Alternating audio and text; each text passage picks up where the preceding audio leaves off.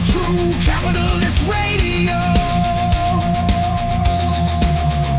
I'm the badass of business and the prognosticator of prognosticators. Give CIA levels of assessments, predicting the future, the future, the future. It's time for true capitalist radio. Turn that shit up. It's time for true capitalist radio. Turn that shit up. Sparking synapses in the internet underground. Everyone knows who I am. The world is my chessboard and war is the tool of the game. Don't hate me, I'm just a messenger. Say what you want about me, but I speak the truth. The truth, the truth. Fuck yeah. Fuck yeah.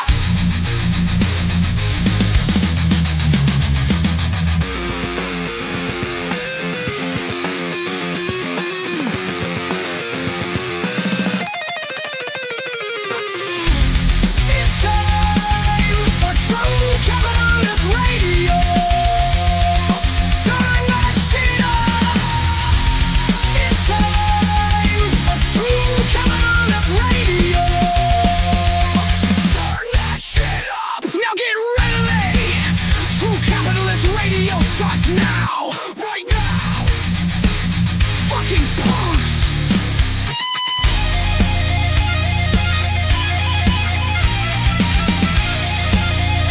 Fucking punks. Fuck yeah.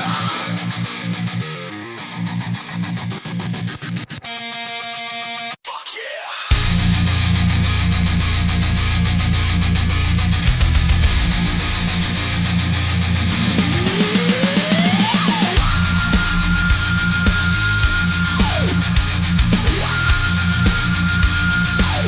Fucking punks. What's going on, folks? And thank you for tuning in with me to another edition of the True Capitalist Radio broadcast. And of course, I am your host, the man they call Ghost. And I want to thank you very much for tuning in with me. This is episode number 742. Episode number 742 for all the folks that are keeping track of the True Capitalist Radio broadcast. And before we get into anything else, I'd like to ask everybody to please add to your bookmarks and add to your favorites my official website where I'm getting most of the news that I'm going to be presenting to you today. It is located at ghost.report. All right, all you got to do is type that in your browser right now, ghost.report. All right. Anyway, let's not get into any further ado. I think everybody is feeling the shock of Trump 2.0. I hate to say it. Once again, episode number 742 for all the folks that are keeping track of the broadcast. And we got a rumble rant from Pookie from 713. What's up, Maine? I'm finally out of Harris County Jail. Well, I'm glad you're out of jail there, Pookie. Try to stay out of it, man, all right? And hold on, we got another rumble rant from Devious Dave. Investing in lead. I currently have 30 pounds of lead ignits under my bed. Well, you're going to end up like Rome, baby. All right. Anyway, let's get to what we're going to talk about here. And we're talking about the crash of the markets, folks. Put the PC shot on. Hold on. Let me readjust my settings in my visual or my display. Don't say, I know what you're going to say, boomer versus technology. All right. I get it. Shut your goddamn pie hole. All right. We're readjusted. Anyway, we saw a crash in today's market. Did you see it, folks? Let me tell you something. $1.5 trillion has been wiped out of the market today. Let me repeat that one more again. All right? $1.5 trillion wiped out of the market today. And most of it was in tech, which is in the NASDAQ indice. But let's go ahead and cover the markets here. The Dow Jones Industrial is down today 2.08% on the day, closing out the Dow at 41,911.71 points for the Dow Jones Industrial. The S&P 500 also down today tremendously, if you want my opinion. It is down 2.70% on the day. closing out the S&P 500 at 5,614.56 points for the S&P 500. And by God, look at the NASDAQ. The NASDAQ is down 4%. All right, I'm not joking, on the day. 4% on the day, closing out the NASDAQ at 17,468.32 points for the NASDAQ composite. Stock market's worst day of 2025. All right, stoking NASDAQ into a bear market. Well, folks, let me tell you something. I hate to toot my own horn here, but beep, beep. All right, you can go back in the archive, whether it's on Rumble or on YouTube. I said throughout the whole 2024 election cycle that this was going to happen. I said that there was not going to be any lowering of any prices. On the contrary, because of the economic policies that were touted during the 2024 campaign, that it was going to accelerate inflation. It was going to accelerate us into, in my opinion, I don't think that we're going into recession. I mean, people out here are talking about recession this, recession that. Well, I think we're going into a depression, baby. We're headed into territories that I believe is going to get and hit Great Depression era. All right? And look, we were already going into recession as it is. It's unfortunate that we printed out so much money during COVID. By the way, Trump was in power by then. And we printed out so much money during that time that nobody could time when the hell the market was going to sell off. Because these idiot retail investors, they just continue to take money out of their derrieres, whether it's on margin, whether it's on credit, and keep putting it in this market. I mean, folks, what I've found with retail investors, once they make a little money in the market, they can't stop. It's like a gambler, all right? And they'll put everything on the line. It's unbelievable. And remember, this is where we're at when it comes to the market. It's complete euphoria. I am not surprised that the NASDAQ is down 4%. As a matter of fact, I think the true value of the NASDAQ is somewhere around 9,000 points, if you want my view. Everything after that is way over speculation, and I think we're about to pay the piper on that over speculation. That's why yours truly has been out of this market. Excuse me. I have been out of this market for some time. All I have is like a handful, or maybe a little bit more. I think about a little bit, almost a dozen full of small cap growth stocks. They're eating the cats. Oh, we got our first. And by the way, we do have a new alert. Okay, it's not the fart anymore. All right. Anyway, we got Man Bear Pig. What's going on, man? 5 beers. Cheers to you. He said the past 15 years have been kind of about watching the world burn in one form or another. Sometimes it's uncomfortable, but it's always entertaining. I just hope people I care about are able to weather the storm. Cheers to you, Man Bear Pig, and a member of the Inner Circle and the TCR chat.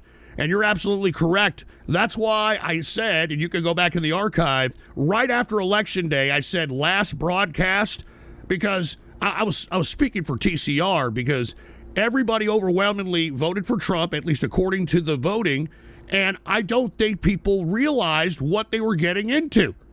All right, I know that Trump sold a bill of goods, but as I stated throughout the whole election cycle of 2024, it reminded me a lot of Obama 2008. And guess what? All the characters that are funding Trump 2.0 were the same people that were backing Obama in 08. I mean, look at Elon Musk, look at Jeff Bezos, look at Zuckerberg, and all these people. That's why I drew the parallels, because I've lived long enough. I've seen this shit before, and that's exactly what's happening here. All right, so cheers to you. And we got some more trolling the interwebs. Here currently are a group of Jews at Columbia University protesting at Mahmoud Kid getting deported. Well, we're going to talk about that, man. Hey, look, cheers to Duke Orbill with a $50 Rumble rant. And he said CPI for February comes out Wednesday morning. Cheers. And he's talking about the consumer price indexes, and that is the gauge on whether or not we're seeing prices go higher or we're seeing prices go lower. And I have a feeling that we're going to see prices go higher. There's a lot of things going on this week, Duke Orbill. And by the way, Duke Orbill, a member of the True Capitalist Radio member chat, he's been in the equities portion of that chat, giving us all the 411 on what the hell is going on with this market, and as it continues to tumble down. So cheers to you and everything that you do, Duke Orbill. Cheers, man. I hope that you're available tonight to chat in the TCR member chat. $50 Rumble rant from Duke Orbill. Cheers to you, and once again, I hope you're having a decent case of the Mondays, considering the market. And then we got Quaker Ghost. Now that U.S. is funding Ukraine has been stopped, will you send a bigger portion of your dono to Zelensky? Get out of here. And look, here's old man Frank calling me a scammer again. And Devious Dave, is there any good news? Well, let me get to that. There's not much good news. I didn't expect any good news from this administration. That's why I was so melancholy on that last broadcast, if you go back to the archive, right after the election. And everybody that was MAGA was saying that I was coping, listen, I don't care that Trump the man was elected. What I was caring about is what he was advocating and what he was bringing into the office. And what did I say on that show? I said that we're going to be attacked on our homeland, which we have. I said that prices were going to go even higher, which it has. I said that we were going to accelerate into a potential depression, which is where we're headed. And let me tell you, it's not looking good. And look at on the foreign policy front, which I'm going to get to later on. But good God, it's not looking good. But anyway, let's just go ahead and talk about the 800-pound elephant in the room, and that is the big overinflated tech stocks that have caused the NASDAQ to go down 4% today. And the big one is NVIDIA. Now, I told you people to take your fucking money and run, and of course you looked at me like a fucking idiot, like I just farted on your Sunday suit or some shit, and lo and behold, within the past week and a half, all right, NVIDIA alone, the stock NVIDIA within the past couple of weeks has wiped out $1 trillion market capitalization from its stock. $1 trillion market capitalization. And let me tell you, all of you people that bought at the very top of NVIDIA, y'all ain't never getting your money back, all right? You're holding a bag that ain't never going to get to that fucking tipping point ever again. And there's a lot of reasons for it. First of all, as I've stated many times, this whole DeepSeek AI by China, I think it did more than just put China on the map as a potential AI epicenter, because they've been studying on this shit, obviously. But what it did, it showed that big tech in America was slow-rolling technology. They were giving the investors and venture capitalists all this lip that we need more chips for the AI. We need more data centers. We need more power. We need this. We need that. And what DeepSeek did, it showed that the tech bros were selling us a bunch of crap. I mean, DeepSeek didn't need the amount of chips that the tech bros in Silicon Valley were claiming it needed. DeepSeek didn't need the amount of power that the tech bros in Silicon Valley said we needed. So you combine that and you combine their latest, I'm talking NVIDIA, their latest graphics card has been a complete disaster. All right, a complete disaster. And I hope that you weren't one of the idiots that bought at the top of NVIDIA, because as I stated, folks, you ain't never going to get your money back. All right, never. So enjoy. All right, holding that stock forever. I mean, the people that bought Cisco Systems at its peak in 2001 still haven't gotten their money back. All right, it's almost there. I think Cisco Systems is actually doing pretty well. It's almost there. But just imagine holding the bag from 2001 to 2025 just to get your fucking money back. Oh, my God. And look, what's really causing all this? All right, everybody's portfolio, everybody's 401k, it's, what is it? The tariffs. It's really the tariffs, and it's not the tariffs per se, okay? And part of it is, but part of it is the erratic rolling out of the tariffs. And how Trump confronted not just our enemies, which I think we need to confront on an economic front, but our allies as well, which has completely shifted America's role on the world stage, which I think leaves America very vulnerable, in my personal opinion. But I'm not going to get to that just now. We're talking about the markets here. But this is what's really causing the acceleration of the crash. Now, in my personal view, folks, and there's been many that have attempted to suggest this, that it does look like Trump is purposely trying to crash the economy because he wants the Federal Reserve to lower rates. And the Federal Reserve is not going to lower rates unless the economy is absolutely tanking. And why is it not going to lower rates? Because the whole intention of the Federal Reserve was to control prices. All right? and employment. All right, so when you've got Trump crashing the economy, all right, and employment goes up the ass, which, excuse me, Trump is purposely trying to put unemployment at a high level. Aside from the economy contracting, we're seeing it all over the place. You're seeing places closing down, mass layoffs, closures of mass corporate entities. I mean, on the private sector, and then you talk about DOGE and the 1.5 to 2 million federal employees that it wants to lay off. Now, don't get me wrong, I'm not crying for the federal employees, all right? But they're added to an already climbing unemployment. So what Trump is doing, in my opinion, is forcing the Federal Reserve, when unemployment climbs, whether the prices are being stopped from inflation or not, which is the intention of raising the rates, they're going to be forced to lower them. They're going to be forced to lower them because unemployment is going higher. And this way, the money machine goes burr, and it attempts to cover a lot of this weird, quote, transition that the economy is taking. And it's going to cover that at least a little bit, because money is just going to be printed out of there. And what's going on to Tub Guy, man? Cheers to Tub Guy. And he hooked it up with 5 beers. And Tub Guy said, depression survival tips. I've known many of you for a long time, and I don't want to see you suffer. My grandmother told me similar things that this woman said in this video. It's only a few minutes long. Well, here, I'll go ahead and play it now, because, like I said, I don't think that we're going into a recession. I personally believe that we're going into a depression. And look, everybody's already calling at least the recession. Take a look at this. Recession risk rise for all 3 North American economies over the U.S. tariffs. So there is no coming out of this. I mean, Trump's already opened up the tariff bag. All of our allies are pissed off that we, fucking took a crap on them. All right? We're over here selling out to our enemies that we were at least a year ago trying to suppress. Now we're just caving into them. It is just complete ridiculousness what is happening to this country. And yet there's still enough MAGA-tards that have sold their soul to this shit, that bought the MAGA hat, bought all the fucking MAGA merch, the Trump Bible, the fucking Trump coin, and all this other crap. They've told their families and their friends, they've sold their soul to this shit. They can't go back and say they're wrong anymore.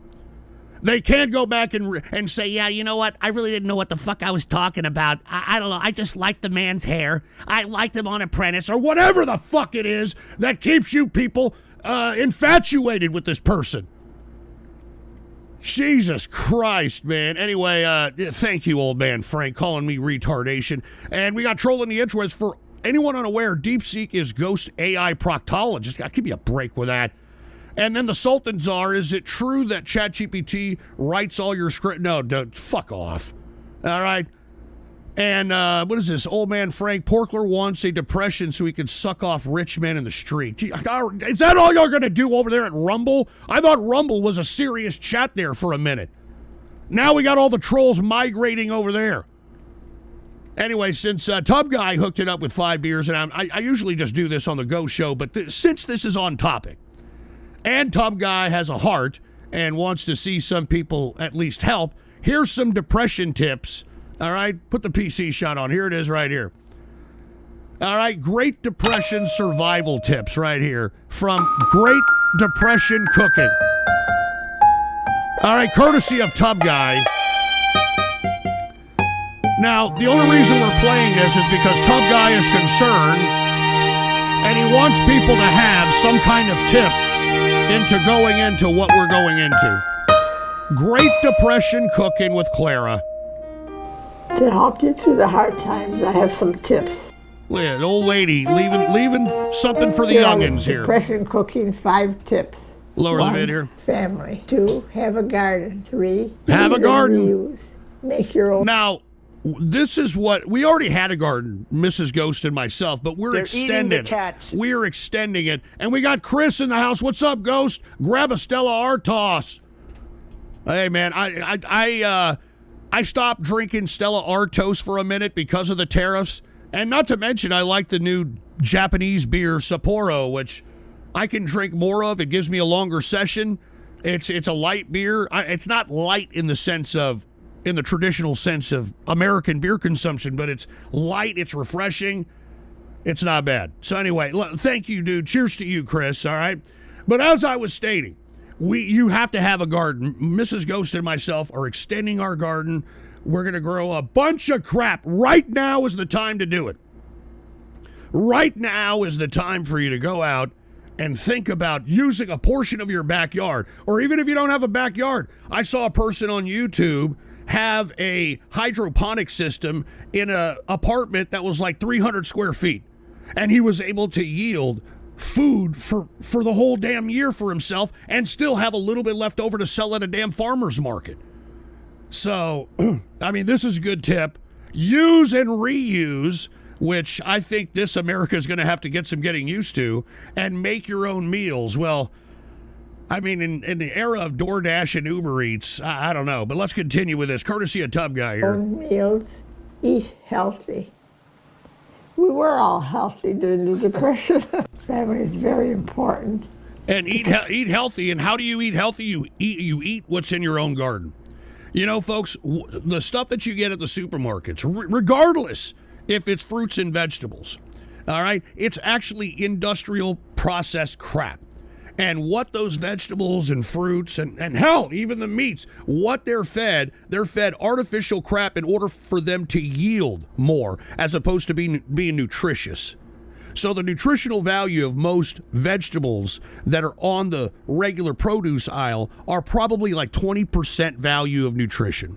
That's why organic has come and become really prevalent, because organic, at least what it's supposed to mean, that it was created and produced under organic growing principles, meaning it was fed more nutritious stuff in order for the produce in general to yield at least 80 to 90% nutrition. And you see, you can get that through your own garden because you know what you're going to put in your own dirt. And by the way, you know what people used to put into their dirt? They used to put in wood ashes. We stopped using wood ash as a means of nutritional fertilization to gardens, to our produce, our fruits and vegetables. And who the hell knows what Monsanto and whatever them fucking people are putting into it now. So that's what she means. You stay healthy because you know you're growing your own food and you know exactly what you're putting in. I eat organic meat, organic chicken. It is worth it. You'll feel the difference. I'm not fucking joking. Play it. Because we have hard times, everybody's on edge. Big family is important to have. Just to be with them makes you happy. Big family is good, especially times like this. We had cousins. Yeah, you need family. We were all in the same boat. We all had our own job to do. Unfortunately, family right now, not too prevalent, all right? Family is not something that's being taken serious, and it's sad, and we need to change that. I hope that these hard times that we're going into has people appreciating that a little more as opposed to social media clout, you know? There was a boy, but he still had to do the same thing. There was no comparison. Boys and girls were the same. The second tip is to have a garden. We had everything in that garden. We saved a lot of money that way, especially during the Depression. You buy a pound of something, it was so expensive. But my father planted the garden. We're headed there. My mother would can everything, so we'd have enough for the winter. The third tip is to reuse and reuse. And we did. Food especially. We used we're going to be forced to use and reuse because the tariffs, it's probably going to escalate. And things are either going to get so expensive or some people, maybe China, maybe other producers, may not send their goods to us. And then what? So yeah, you better, take care of your crap. I know we live in a generation where they don't give a shit. I mean, there's mukbangs and we're breaking shit on YouTube for views and shit. That shit ain't going to be fly anymore. All right, y'all better get used to that. No, the leftovers were never thrown out. My mother would make something different with it, and we'd have a different meal with the same food. It's true. Clothes, we didn't have much of those anyway. Wash and wear everything. At night, we'd wash what we wore the day before, and then when the morning would be dry, we ironed it and put it on again. That's the way it is. Stockings was the hard part. they'd have holes in them, and then we don't want to wear them, and our mothers say, you either wear that or you don't have anything. You got to wear what you got. The fourth tip is to make your own meals. My mother did a lot of cooking. Make your own meals. Look, in a day and age of the internet, where you literally have everybody and their brother putting up cooking shit. I mean, there are countless people showing how to cook things step by step. How and why people are not learning how to cook, I have no fucking idea. All right? I mean, we live in a day and age now where people rely on DoorDash, which, don't get me wrong, I love DoorDash and Uber Eats. They're a great convenience service. I have nothing bad to say about them, but they're fucking expensive. All right? They're fucking expensive. And aside from the meal that you got to fucking pay for, you got to pay for a surcharge to have it delivered. And then you got to tip. All right, so imagine doing that 5-6 times a week, for heaven's sake. Jesus Christ. And let me get to some of these Rumble rants. We got Devious Dave. I eat chicken bones to save money. Great. You're ready for the depression. Sultan Czar, Timu Ben Mitchell, type W if you agree. I don't even know who the hell that is. Sultan Czar, Timu Bill Mitchell. Bill Mitchell. I don't even know. I didn't know who you were talking about. Thanks for the info, diabetic Bill Mitchell, old man Frank. And Belligerent Brian, hi, Tubbs. You planning to get my own land, planning to plant my own food and raise my chickens and ducks and go full Uncle Ted. Generate my own power, too. Well, it's not a horrible idea right now, I'll be honest with you. Important to make your own meals because you save a lot of money. All right, it's not a horrible She did idea. all her own meals. We ate pretty good in spite of the depression. The fifth tip is to eat healthy. And we did that during the depression.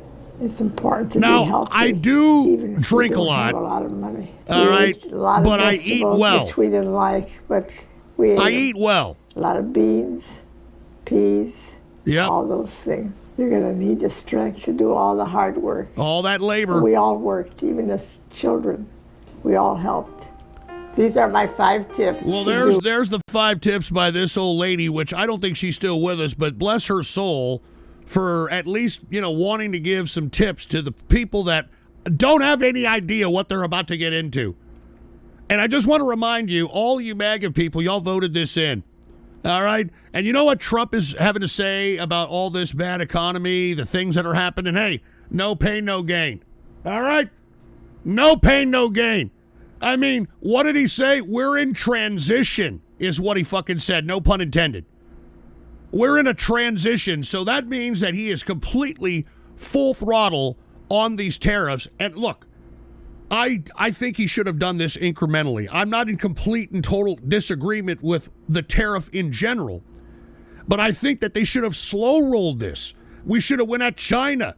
We should have went at other trading partners especially Vietnam. We should have went after these types of trading partners that are using and abusing us to get their fucking countries rich when they haven't done shit for us. All right? Not to go after Europe. I mean, don't be wrong. I'm no fan of Europe. All right? I'm absolutely no fan of Europe. But to sit there and then just publicly slap them in the face, leave them vulnerable, say that we're not going to protect them, we're fucking throwing tariffs on them. I mean, that's just a complete shock. I mean, that was an 80-year alliance that kept the world order in the context in which we've had it thus far. Now, who the fuck knows where we're going? Who the hell knows what we're going? But no pain, no gain for all you folks that are out there that are worried about yourselves, about your economic situation. All right? No pain, no gain. All right? We're in transition, according to Trump. And look, you're talking about no pain, no gain. I mean, the tariffs are already sparking retaliatory tariffs. I mean, just retaliatory shit from people in other countries. Look at fucking what Canada's doing.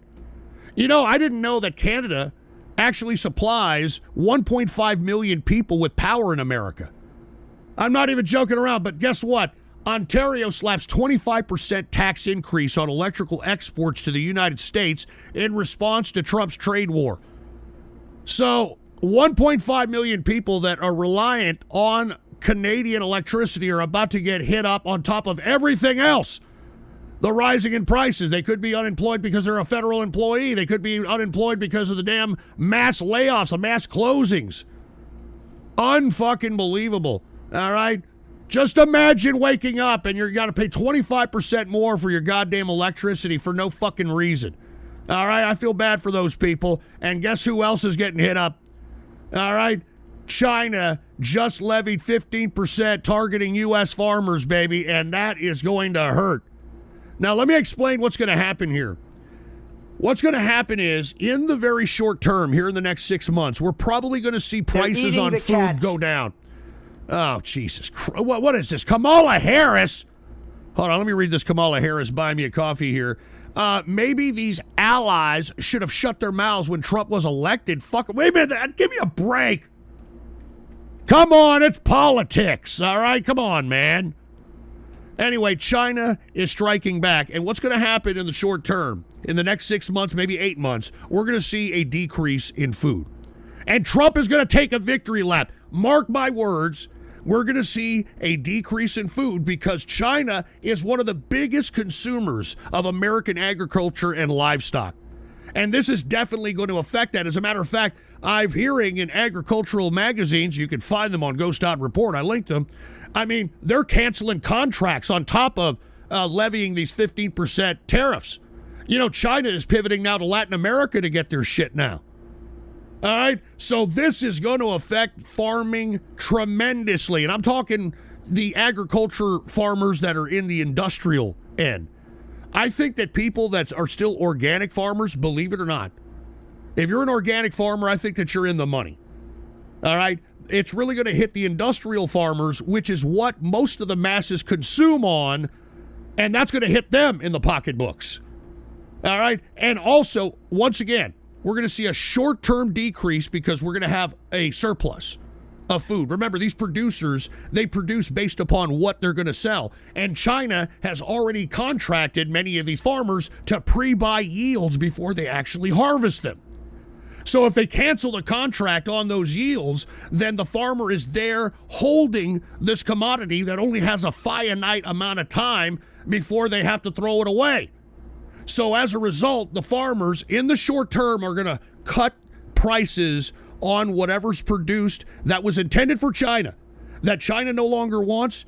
And it's going to, I tell you right now, Trump's going to take a victory lap. But wait till next season. Wait till next season, folks, because the producers are not going to produce as much because they no longer have the Chinese money that was forcing them or enticing them in order to produce the yields that they produced. So I'm telling you right now, this ain't good. This ain't good at all. And let's go to Ghost.Report because I talk about this here. Now, this is the headline on March 7th. Here's the headline on March 7th. What's up, Count Bedface? I'll get to you here in just a second. Trump puts 12 million tons of food at risk. This is what I was talking about, March 7th. Look at this. Trade war puts sales of 12 million tons of U.S. crops under threat. That's why I'm telling you, folks, if there's going to be any kind of price decrease in food, it's a trap. All right? It's the producers that are legitimately holding the bag on these commodities, and they need to sell them and get rid of them. All right? And Trump will take a fucking victory lap for this. Believe me. All right? Believe me. But don't fall for it because the next year and the years after that, the prices of food is going to accelerate even higher than what we're currently seeing them today. Mark my words. All right, what Trump has done it's not benefiting America whatsoever. It is absolutely not benefiting America. I mean, it's benefiting China. It's benefiting Russia. It ain't benefiting the United States, I can tell you that right goddamn now. And look at this. Aside from that, because of the DOGE cuts, farmers who are already going to take it on the teeth because of the Chinese canceling of contracts and the reciprocal tariffs, but they're still owed hundreds of millions of payments in federal aid.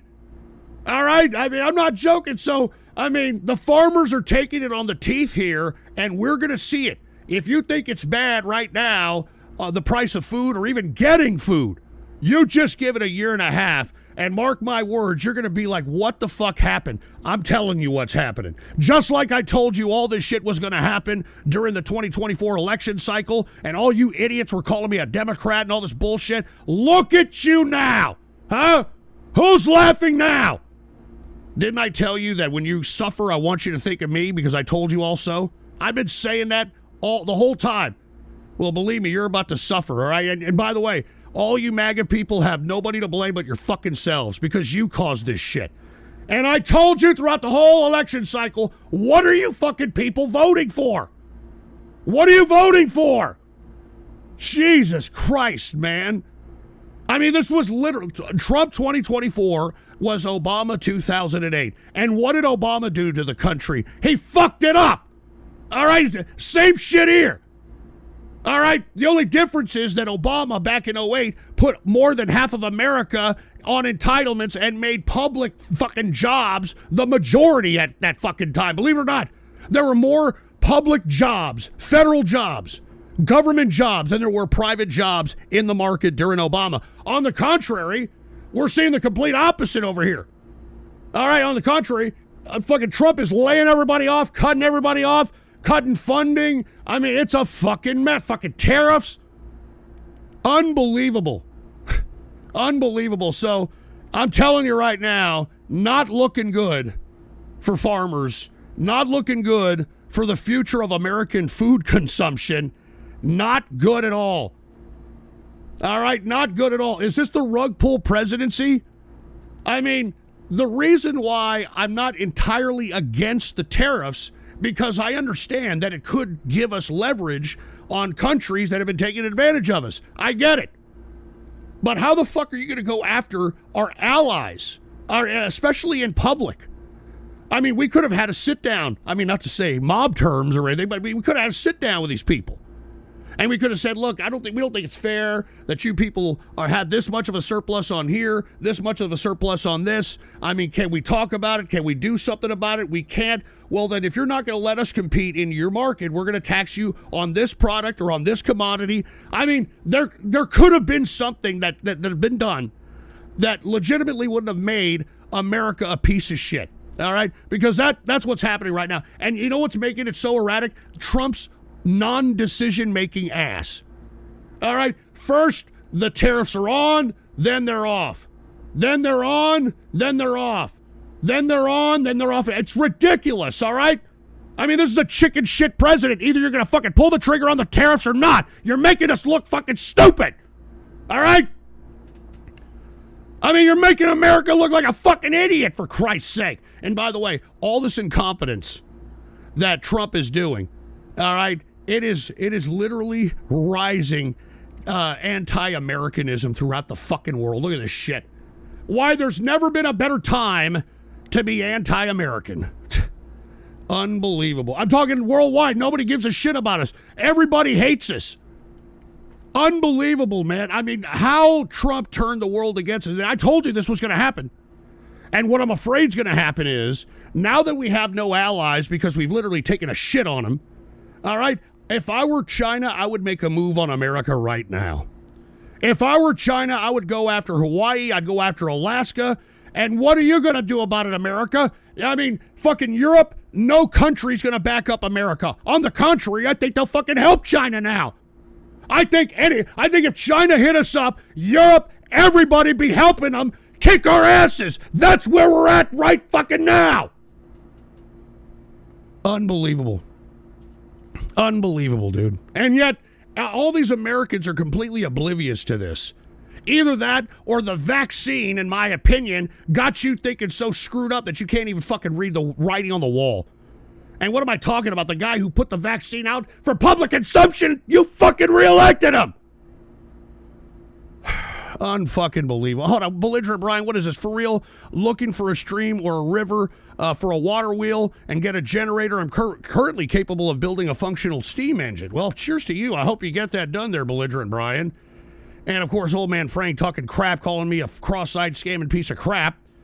And we've got old man Frank, the CIA levels of assessment. Yeah, thanks a lot, buddy. And then we got Devious Dave. In 1973, during talks with China, Mao offered to send 10 million Chinese women to the U.S. during trade negotiations with Kissinger. I don't think that's true. That's bullshit. All right, that's bullshit. Anyway, once again, never been a better time to be anti-American. All right, everybody hates us. The Mexicans hate us. The Canadians hate us. Everybody in South America hates us. Europe hates us. Everybody hates us. Everybody fucking hates us, dude. Unbelievable. Unbelievable. Now, why do they hate us? Well, let's not get too ahead. I mean, obviously, it's our foreign policy, and it's our tariffs.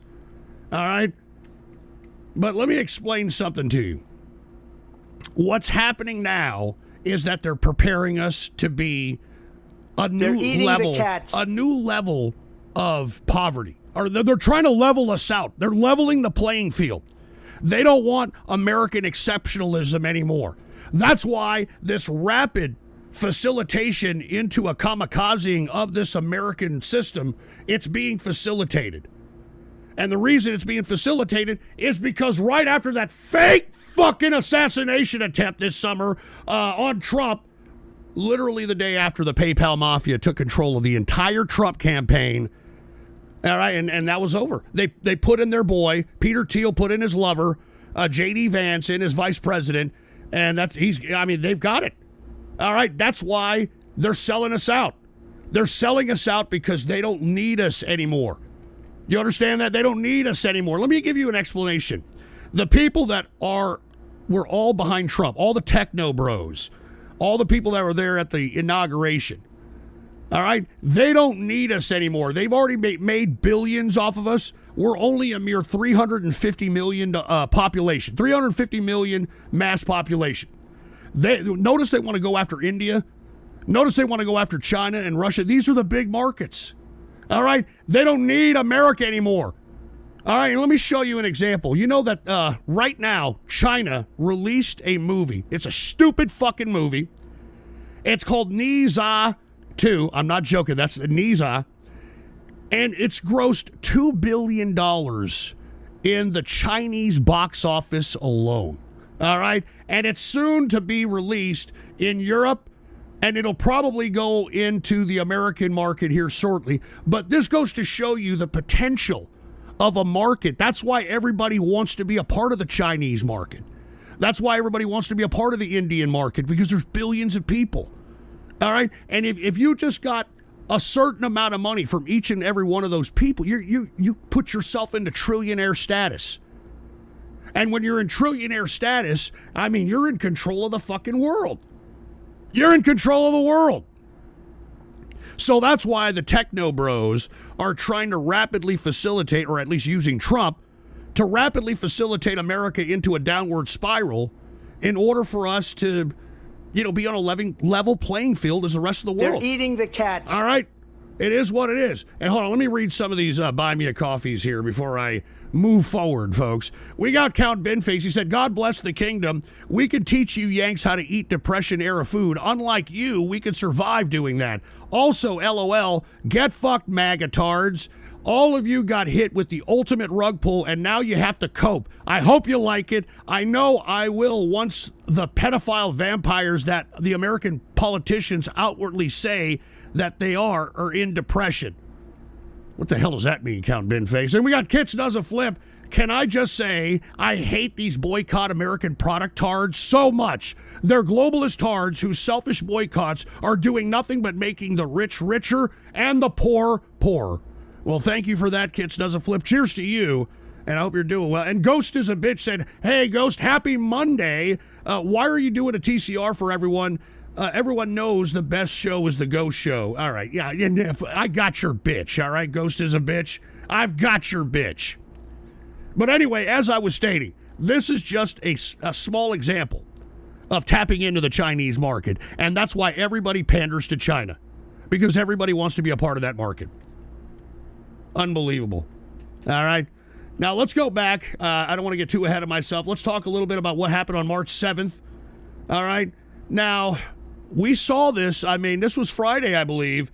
U.S. hiring falls short, all right, when it comes to the expectations of the first month of Trump's tenure in office. So we should have seen the writing on the wall. And like Duke Orville said earlier, and cheers to Duke Orville, CPI numbers come out on Wednesday. And by the way, if there's not a budget passed in the Congress, I mean, we could potentially be seeing a shutdown. And look at this. How close is the U.S. to a government shutdown? I think that we're very close. And what's happening here is, folks, is that you've got real fiscal conservatives like Chip Roy, Massey, I think you've got a couple of other folks out there that are kind of not on board with the Trump endorsed House bill that is going to put $4 trillion onto the United States debt for a year. Okay, this is just 1 year budget. This is the House budget, $4 trillion. They're going to keep the Trump tax cuts, which, I don't mind. What I don't like is that they're trying to use this DOGE shit. This idea that, we're cutting spending, we're cutting government waste. Okay, if you're cutting government waste in order to balance the budget, then why the fuck are you adding $4 trillion on the fucking budget? All right? I mean, they're using the same type of doublespeak the Democrats used to do. The same type of doublespeak because they know American people are idiots.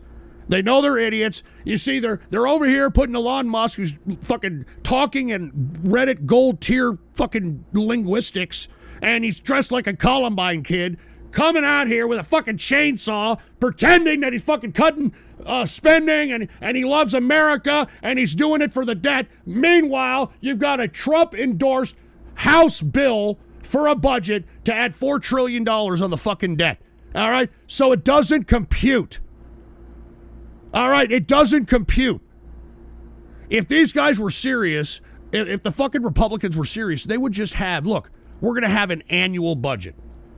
All right? Now, this doesn't sound or read like an annual budget. It reads like a stopgap for a year, and then it's not, let's go back to the annual budget. You know when we stopped doing the annual budget? Fucking Barack Obama. And, fiscal conservatives, what they used to do is that once the government budget was voted on and money was appropriated from the previous year, conservatives would go and try to cut, find ways to cut. And when they would cut and that allocated money was left over, it was a surplus. And what do we do with that surplus? And as opposed to a deficit, we paid the principal of the national debt. And you see, Elon Musk can sit here and say all he wants to, that he's doing this and he cares about the debt and it's unsustainable. If that's the case, then why is the Republican Party asking for $4 trillion if you're cutting shit? Unbelievable.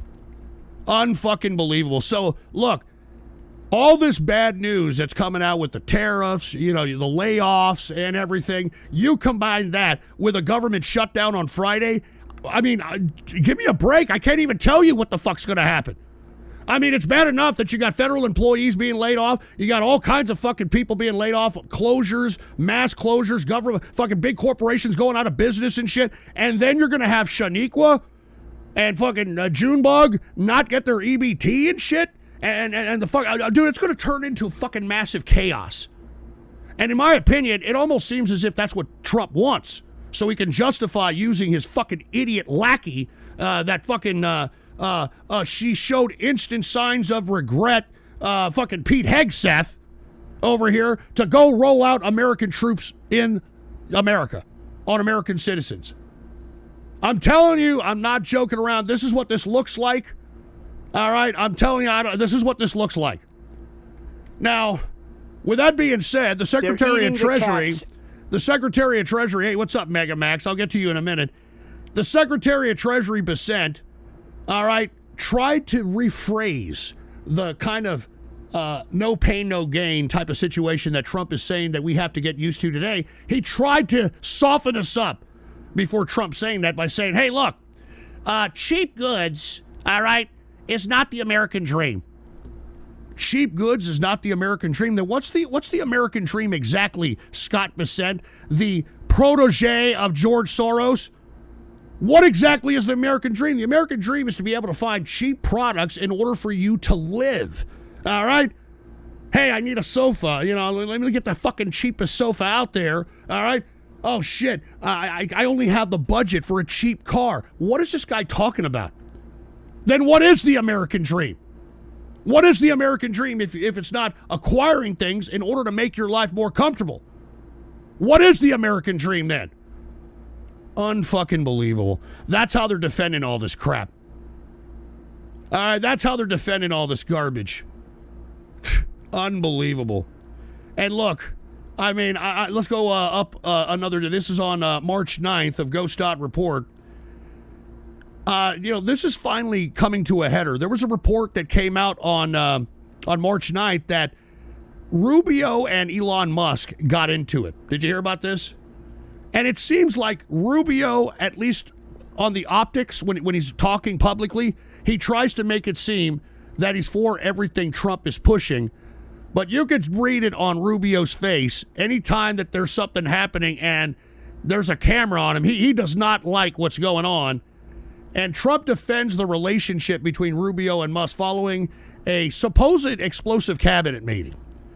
Now, the only reason that I don't think this is fake is because Trump forced Elon Musk and Lutnick, which is the Commerce Secretary, and that, what is that older fat broad that's fucking Trump's assistant. I forgot her name. They all came out walking to Air Force One looking like they were chums. All right, I mean, these people are like setting shit up like they were communists. This is shit communists do. You know, like, hey, look, we're going to show a happy-go-lucky optics here. We're going to show like we're all getting along. So, look, at least Rubio is trying to stand up. The problem, Rubio stood up, right? He stood up against Musk at a cabinet meeting on March 9th, right?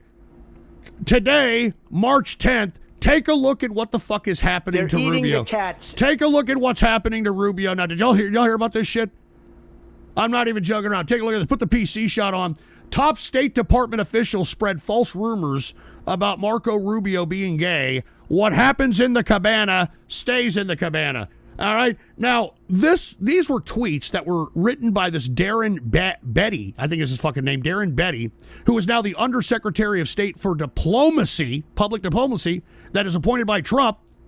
I mean, he was one of these like loudmouths on Twitter, and he said these things about Marco. All right, he said these things about Marco, and he has since deleted like this. What happens in the cabana stays in the cabana, hashtag Rubio. Another one is, if a bunch of DC wonks tried to reinvent Marco Rubio as a nationalist, but a respectable one who promises tax credits to BLM supporters and is tough on China, you will be a good dog and vote for him. All right, so hey, you know, what you say in the past, you know, comes back around to haunt you here. So anyway, this is what's happening, and I don't think that this is an accident that this was released here.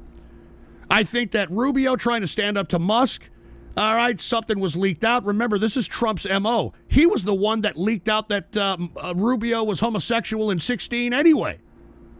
Y'all remember that shit? So I'm telling you, this is what happens when you try to stand up. Oh, sorry about that. This is what happens when you try to stand up to Musk. And by the way, just to let y'all know, this is where that's where I do all the ghost shows, man. This is where all the links come from. So FYI, all right? Anyway, that's what's happening to Rubio right now. It's not cool, but that's what happens when you kind of stand up in Trump's cabinet. You know, things are going to get leaked. You know, you're going to get smeared. No pun intended. All right, but that's the way it is. All right, now, with that being said, Musk has done a lot of damage, all right? And the president, or at least Trump, he cannot really explain it out. He can't really just half-ass explain it anymore. So he is finally told, and this was on March 9th, I believe, right? March 7th, excuse me. It was on March 7th, put the PC shot on, that Musk is not in charge, all right? Now, I don't know if this is for real. I have no idea. But apparently Trump is saying that, hey, cabinet, Elon Musk is not in charge. He may be saying that because he accidentally said at the address to Congress that Elon Musk was the head of DOGE when, by the way, they're in federal courts right now. I'm talking people are taking DOGE and the government to federal court, and Trump administration is arguing in those federal courts that Musk is merely a spokesperson. That Musk is not in charge. He's a spokesperson. And maybe this, in my opinion, was put out on purpose in order to validate what they're trying to represent in court. But you and I know that Musk is in fucking charge. All right? You and I know he's in charge. If you don't think, he's got a place in the White House. All right? He travels with Trump on Air Force One. All right? He has a place in Mar-a-Lago. And why is he doing this? Because, first of all, folks, I think that he wants to get Secret Service protection without paying for it. Here's a guy, Elon Musk, pretending to be Mr. Doge, cutting with a chainsaw, cutting government waste, and here it is, All right, here we go. All right. Oh, well, what? The Twitter stream is dead. Hold on, let me see. Did I get banned from Twitter? Did I get banned from Twitter? Nobody talking about. Oh, it could be. It's live, dude. Put the PC shot. That's still live. At least I could give that to Elon Musk. I mean, he's still allowing some free speech. But let me tell you something. Let me prove to you that I'm being persecuted, okay? Because I tell the truth. I'll tell you, when I was doing a stream during the presidential address to Congress on YouTube, I got yoinked. All right, my goddamn channel got banned for no fucking reason. Now, through excessive linguistic pressure, all right, I was able to get it back because I don't want to get into it, but I was able to get it back. But that's just one example of how I'm being persecuted. I'm also being persecuted on X, even though I pay for the shit. All right, even though I pay for the shit. And let me show you. I was thinking about doing some advertising on X, right? I was like, let me do some fucking advertising. I want to advertise the Ghost Report. You know, I want to advertise and shit. Lo and behold, look, I'll go over here. I go to ads, right? I want to see what's going on with ads. Take a look at this shit. Take a look at this shit. Nothing to see here. Nothing to see here. They're not. This fucking guy is censoring me from buying advertisement on his fucking X. I'm not fucking joking. Okay, this is a guy that's claiming that he's being persecuted by boycotts. Remember that? Oh, they're boycotting my company and this. Look at this fucking shit. Look at this fucking shit. All right, that pisses me off. All right, there are people that do fucking 1,000 times worse on streaming, dude. Look at these degenerate streamers like fucking Kai Cenat and those fucking people. All right, and here we are. I'm the bad guy because I tell the fucking truth. I tell the fucking truth. Say, look, I'm click on. Hey, I want to buy an ad. I want to buy an advertisement. Huh? Oh, give me a break. Give me a fucking break. So I'll tell you right now that I'm a dangerous man, and that just proves it. All right? That just proves it. Because I tell the fucking truth. Jesus Christ, man. I wanted to show you that. But hey, that's why I need your support. I'm a man of the people. All right? Obviously, these people think I'm a dangerous guy. And that's why I don't answer to nobody but the fucking people. Dude, fuck these fucking pieces of trash. All right? Fuck these fucking pieces of crap. Anyway, we got Megamax who donated a buy me a coffee. He said, bro, where's the I'd buy that for $1 sound effect? Why did you break Chase Peters' promise for this? Well, it'll be on the next Ghost show, all right, you jerk. And we got Tub Guy. I think American exceptionalism has been dead for at least 2 decades. Well, you can't say that all... the 90s, all right, was probably the last of American exceptionalism because we were the ones that kind of launched the tech era. It was the United States that launched the tech era, like kind of monetized the internet, that sort of thing. So I'll give it that up to that point. So yeah, you're about 2 decades. You're right. You can't raise a generation of kids by giving them participation trophies and expecting them to lead the world. If America wants to lead again, the attitude of laziness and entitlement will have to die forever. So yeah, it was about 20 years ago. I'm sorry, Duke was like, hey, dude, that was about 20 years ago. I'm fucking old, dude. I mean, fucking decades, you know what I mean? They go like that. So anyway, yeah, I agree. American exceptionalism is over. But hey, I hope that the stress of the current situation of Trump's tariffs and the economy force people into something different. I hope, man. And what's up to Red Eyes Black Dragon with a $10 Rumble Rat? Don't ever let those pieces of shit try to silence you, Ghost. Well, thank you very much, Red Eyes Black Dragon. I appreciate it. I'm telling you right now, man, I've always been persecuted. I've been persecuted ever since I started this podcast back in 2008.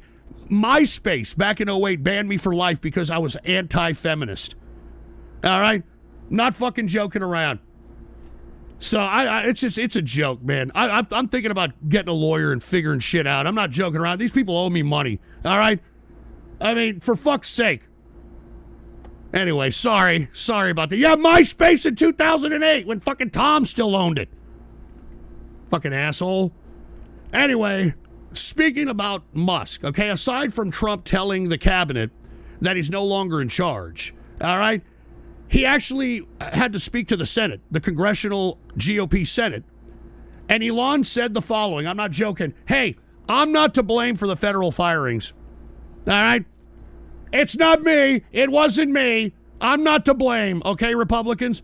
Then who the fuck is to blame? Who the fuck is to blame for this, and why is it happening? All right? I mean, don't give me this bullshit that we're cutting waste. You've got the House GOP trying to get a spending bill for $4 trillion for one fucking year. So don't give me this crap. Don't give me this crap that, oh, we're doing it because we got to save America. Don't give me this garbage, man. You're bullshitting. You're lying. You're fucking lying. And who is in charge? Who is in charge of the goddamn DOGE? Well, I told you several shows ago. But let's go ahead and take a look at her, okay? Who voted for DOGE admin Amy Gleason? All this is on Ghost.report, folks, all right? Type this in your browser. I update it daily. I give you the world in one fucking web page. Take a look at this. This is who is in charge of all the fucking government firings. This is the DOGE administrator who is yielding power. Who the fuck and why the fuck is this bitch even in charge of this shit? I mean, you should see the DOGE kids. It's fucking a bunch of brats. And you know what they're doing? I mean, Musk, he's trying to sell these DOGE staffers, is what they call them, which are people that range from 18 to 25 years old. He's trying to, bill them as geniuses. All they're doing, big balls and all they're doing is feeding shit into AI. That's all they're fucking doing. All right, they're feeding shit into AI. And this broad is making the decisions on what is cut and what isn't. I mean, look at this fucking tub of shit. No offense. I mean, we shouldn't be judged on her looks. All right, I get it, but I mean, are you kidding me? Can you imagine this fatty? All right, the gratification that this disgusting fatty, who's probably been scorned socially her whole fucking life, the gratification that she's getting from fucking laying people off and shit. I mean, I think that this fatty has a motive. So I'm telling y'all right now, this is who is in charge of all the federal government layoffs. Her name is Amy Gleason. And what is her claim to fame? She aggregated the data of the medical industry. All right, and was able to turn it to whatever the fuck it is now, which I think is a fucking mess. All right, I think it's a fucking mess. All right, but that's who is in charge of all the federal firings. That's why Musk is saying, it wasn't me. It wasn't me. And to be honest with you, I think that, and this is a possibility, this is a very good article as well, the possibility that the GOP may be using DOGE as a smokescreen in order to hide the fact that they have a failed budget policy. All right, take a look at this, all right? And this is opinion by Dace POTUS, whoever the hell that is for USA Today. Decent opinion. Republicans glee over Musk and DOGE because it's a smokescreen for a failed budget policy. Because you see, if the government shuts down, which it looks like it's going to this Friday, they can point to DOGE. Or actually, they don't even have to point to it. America is going to blame DOGE. America is going to blame Musk. All right? And the Republicans, I mean, they're salivating over it because they don't take the heat. All right? The Senate Republicans, the House Republicans, they don't take the heat for all this federal firing. They don't take the heat for the recession. It's Musk and Trump. And at some point, I think the Republicans are going to finally abandon ship because remember, all right, the midterm election is less than a year, a little over a year away. A little over a year away. Okay? And it's going to come like that, and we're already seeing very bad repercussions within the first several months of the administration. And remember, this is a GOP-dominated government. So the fact that the GOP is sitting on their thumbs and allowing Musk to do whatever the hell he wants and allowing Trump to let him to do it, it's just unbelievable. It's just unfucking believable. Now, what the hell is Musk really doing? If he's not in charge of the firings, all right, what the hell is he doing? Folks, I'm telling you right now, all right, he's doing all this shit not out of the goodness of his heart, all right? He's not doing this for free, even though he may claim he is. He's doing it because he wants to aggregate our data, folks. He wants to aggregate our data. And that's everything. They're giving him access to everything. All right, they're giving DOGE access to fucking everything, man. And guess what they're doing? They're just throwing it into AI. And where's that shit being stored? All right, I mean, look at here recently. Put the PC shot on. What the fuck is DOGE doing in the child support databases? What the fuck are they doing there? There's nothing to cut from there. What are they doing there? They access the Treasury payment system. All right? They access the fucking Social Security system. All right? And by the way, you people on Social Security, you better fucking be worried here. You better be worried. Put the PC shot on. Take a look at this. Social Security is changing under President Trump. Here's what retirees need to know. They need to know that it's being gutted, Social Security. I'm talking the offices. So potential delays in payments are probably inevitable. All right, so if you're worried about that, I would strongly suggest to you to be keenly aware of what the hell DOGE is doing to the Social Security office. All right? I mean, I'm not joking around. And guess what? These young kids, they think they're being revolutionaries. You know, these fucking DOGE brats? They all think they're being revolutionaries. Take a look at this. DOGE staffers sleep in federal buildings in IKEA beds. And, dude, all they're doing is aggregating data. All right? They're throwing the data in the AI, and the AI is telling them, hey, cut here, cut there, cut here. That's why Trump several times has had to rehire people that these stupid brats let go because AI told them to. Now, the money is in AI, folks. All right? It's in AI. Now, what is Elon Musk going to do with our data? Folks, look at how much money data is worth. Data is the new gold right now. Data, that's why they have to, every time you go to a website, they have this cookie shit now. Hey, do you allow cookies? Do you accept them all? Do you not? Because they are aggregating data. They're aggregating where you fucking surf. They're aggregating where you fucking shop. All right? They got AIs in the phones that listen to your goddamn conversations when you're talking about your problems so they can fucking throw ads in front of your face and shit. This right here, what Elon Musk is doing, is going way beyond that.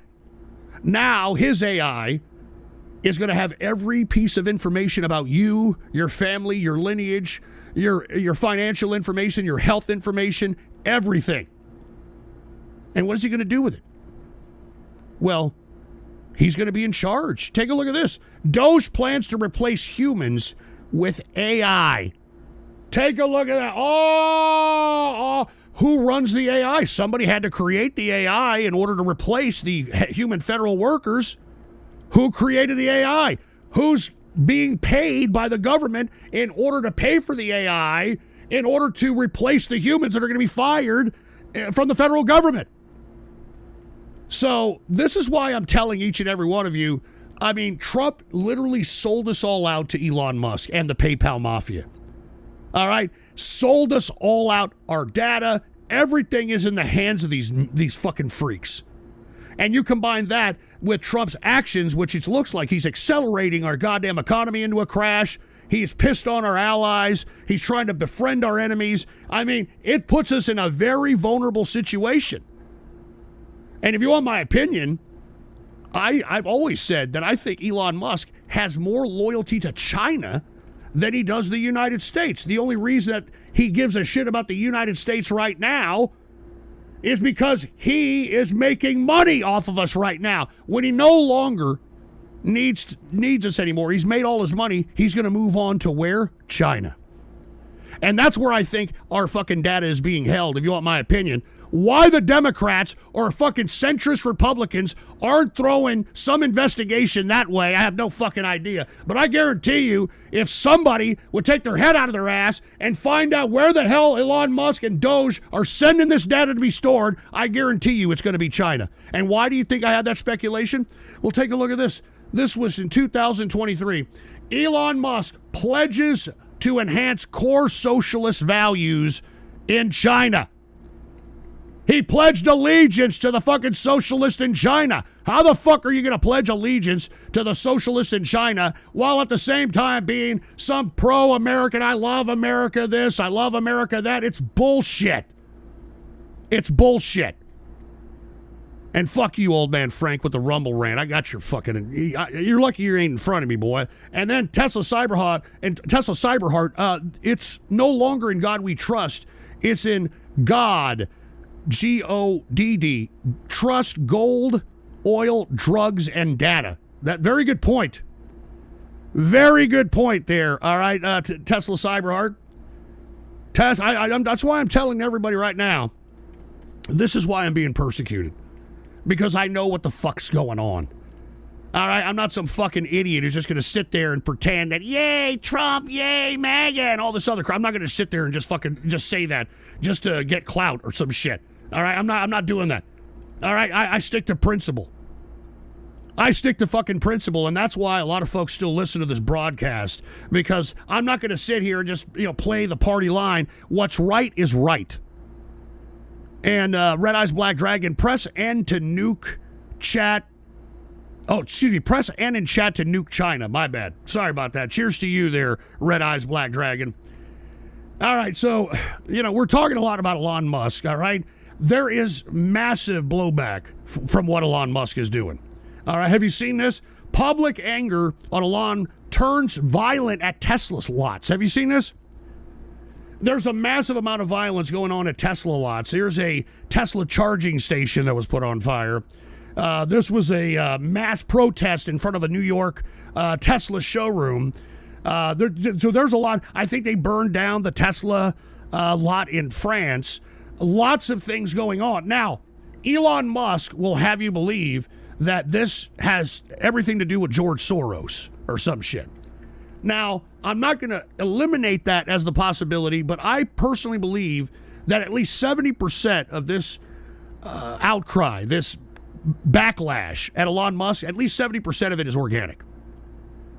Because remember, Elon Musk, once upon a time, pandered to liberalism. I mean, he convinced all these morons that believed in all this climate change bullshit to buy his cars. And they're over fucking priced and they're crap. All right? I mean, many of these people that bought a Tesla, all right, they had to pay like $90,000+ for it. That fucking Tesla piece of shit truck is $120,000, and it's a go-kart with fucking stainless steel plates fucking glued onto it, dude. It's a joke.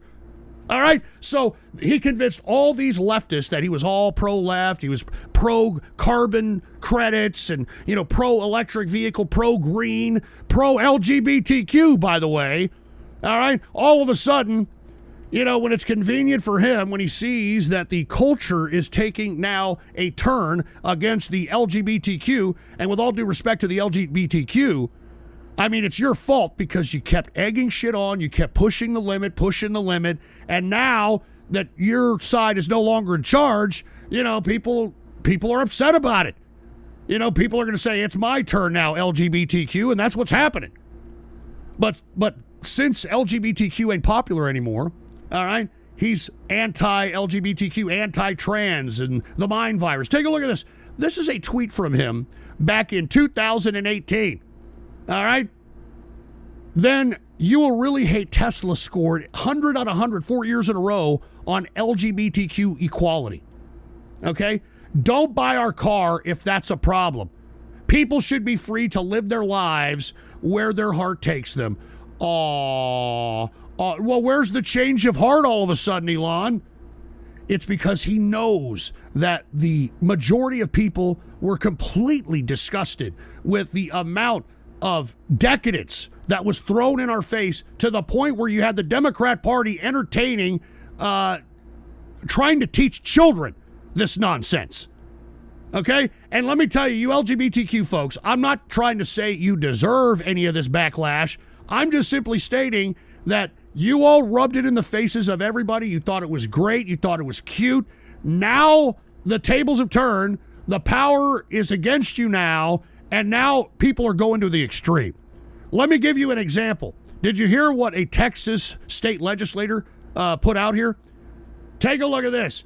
Texas bill would make identifying as transgendered a felony, punishable by jail.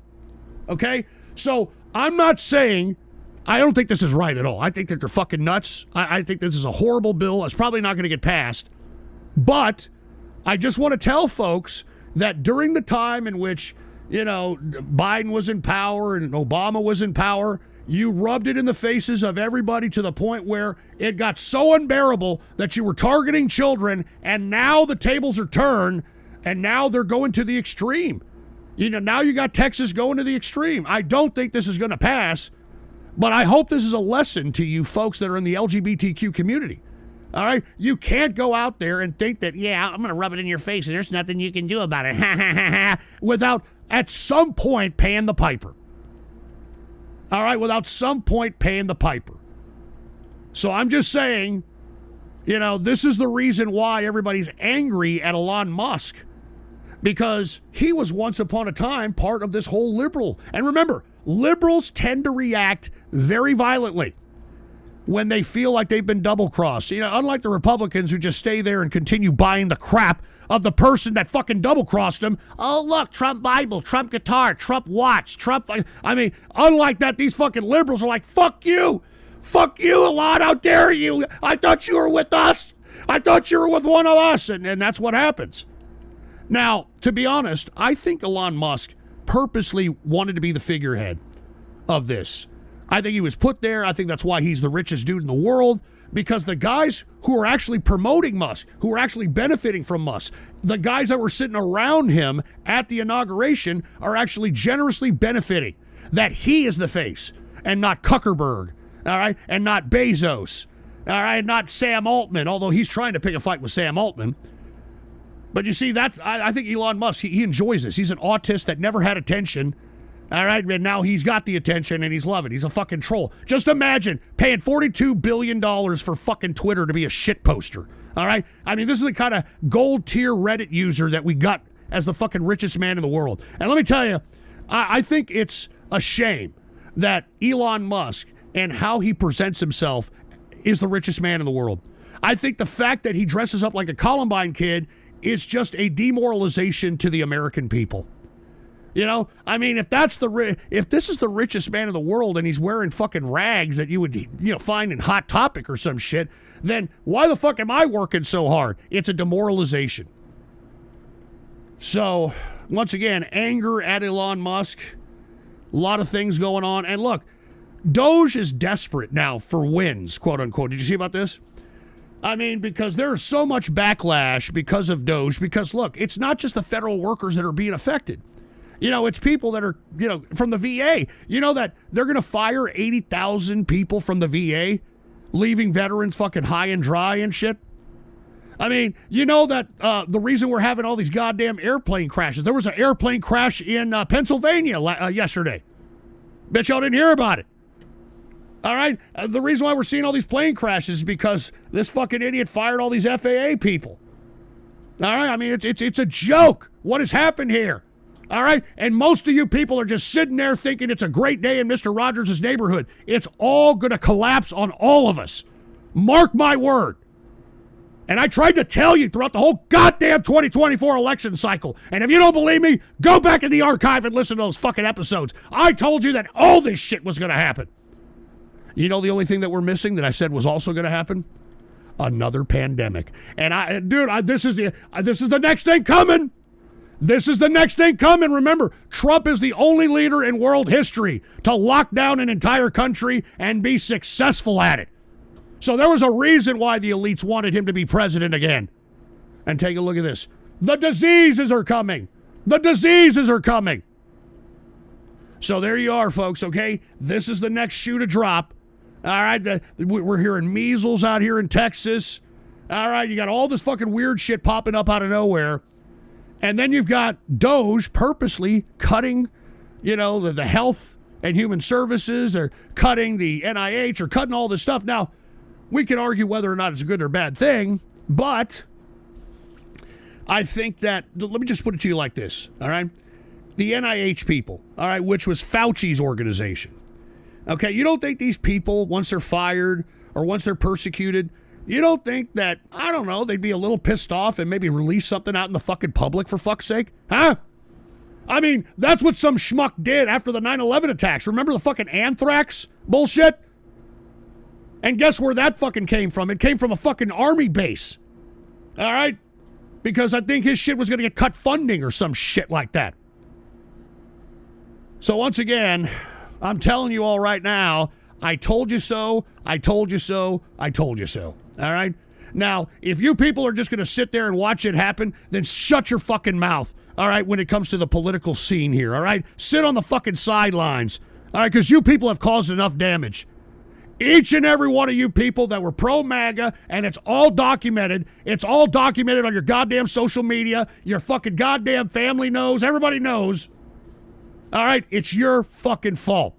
All right, it's your fault that you're going to suffer, and I want to repeat, I want you to think of me when you're suffering. All right, everybody? I want you to think of me when you're suffering because I told you so.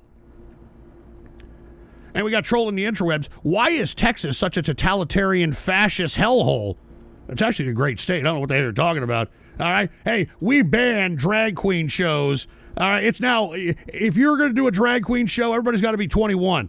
All right? And they're lucky they're still around. I fucking think drag queen, with all due respect, all right? I think the trans thing is going overboard. I just can't stand drag queens, dude. This is a personal issue with me. I think drag queens is a celebration of nothingness.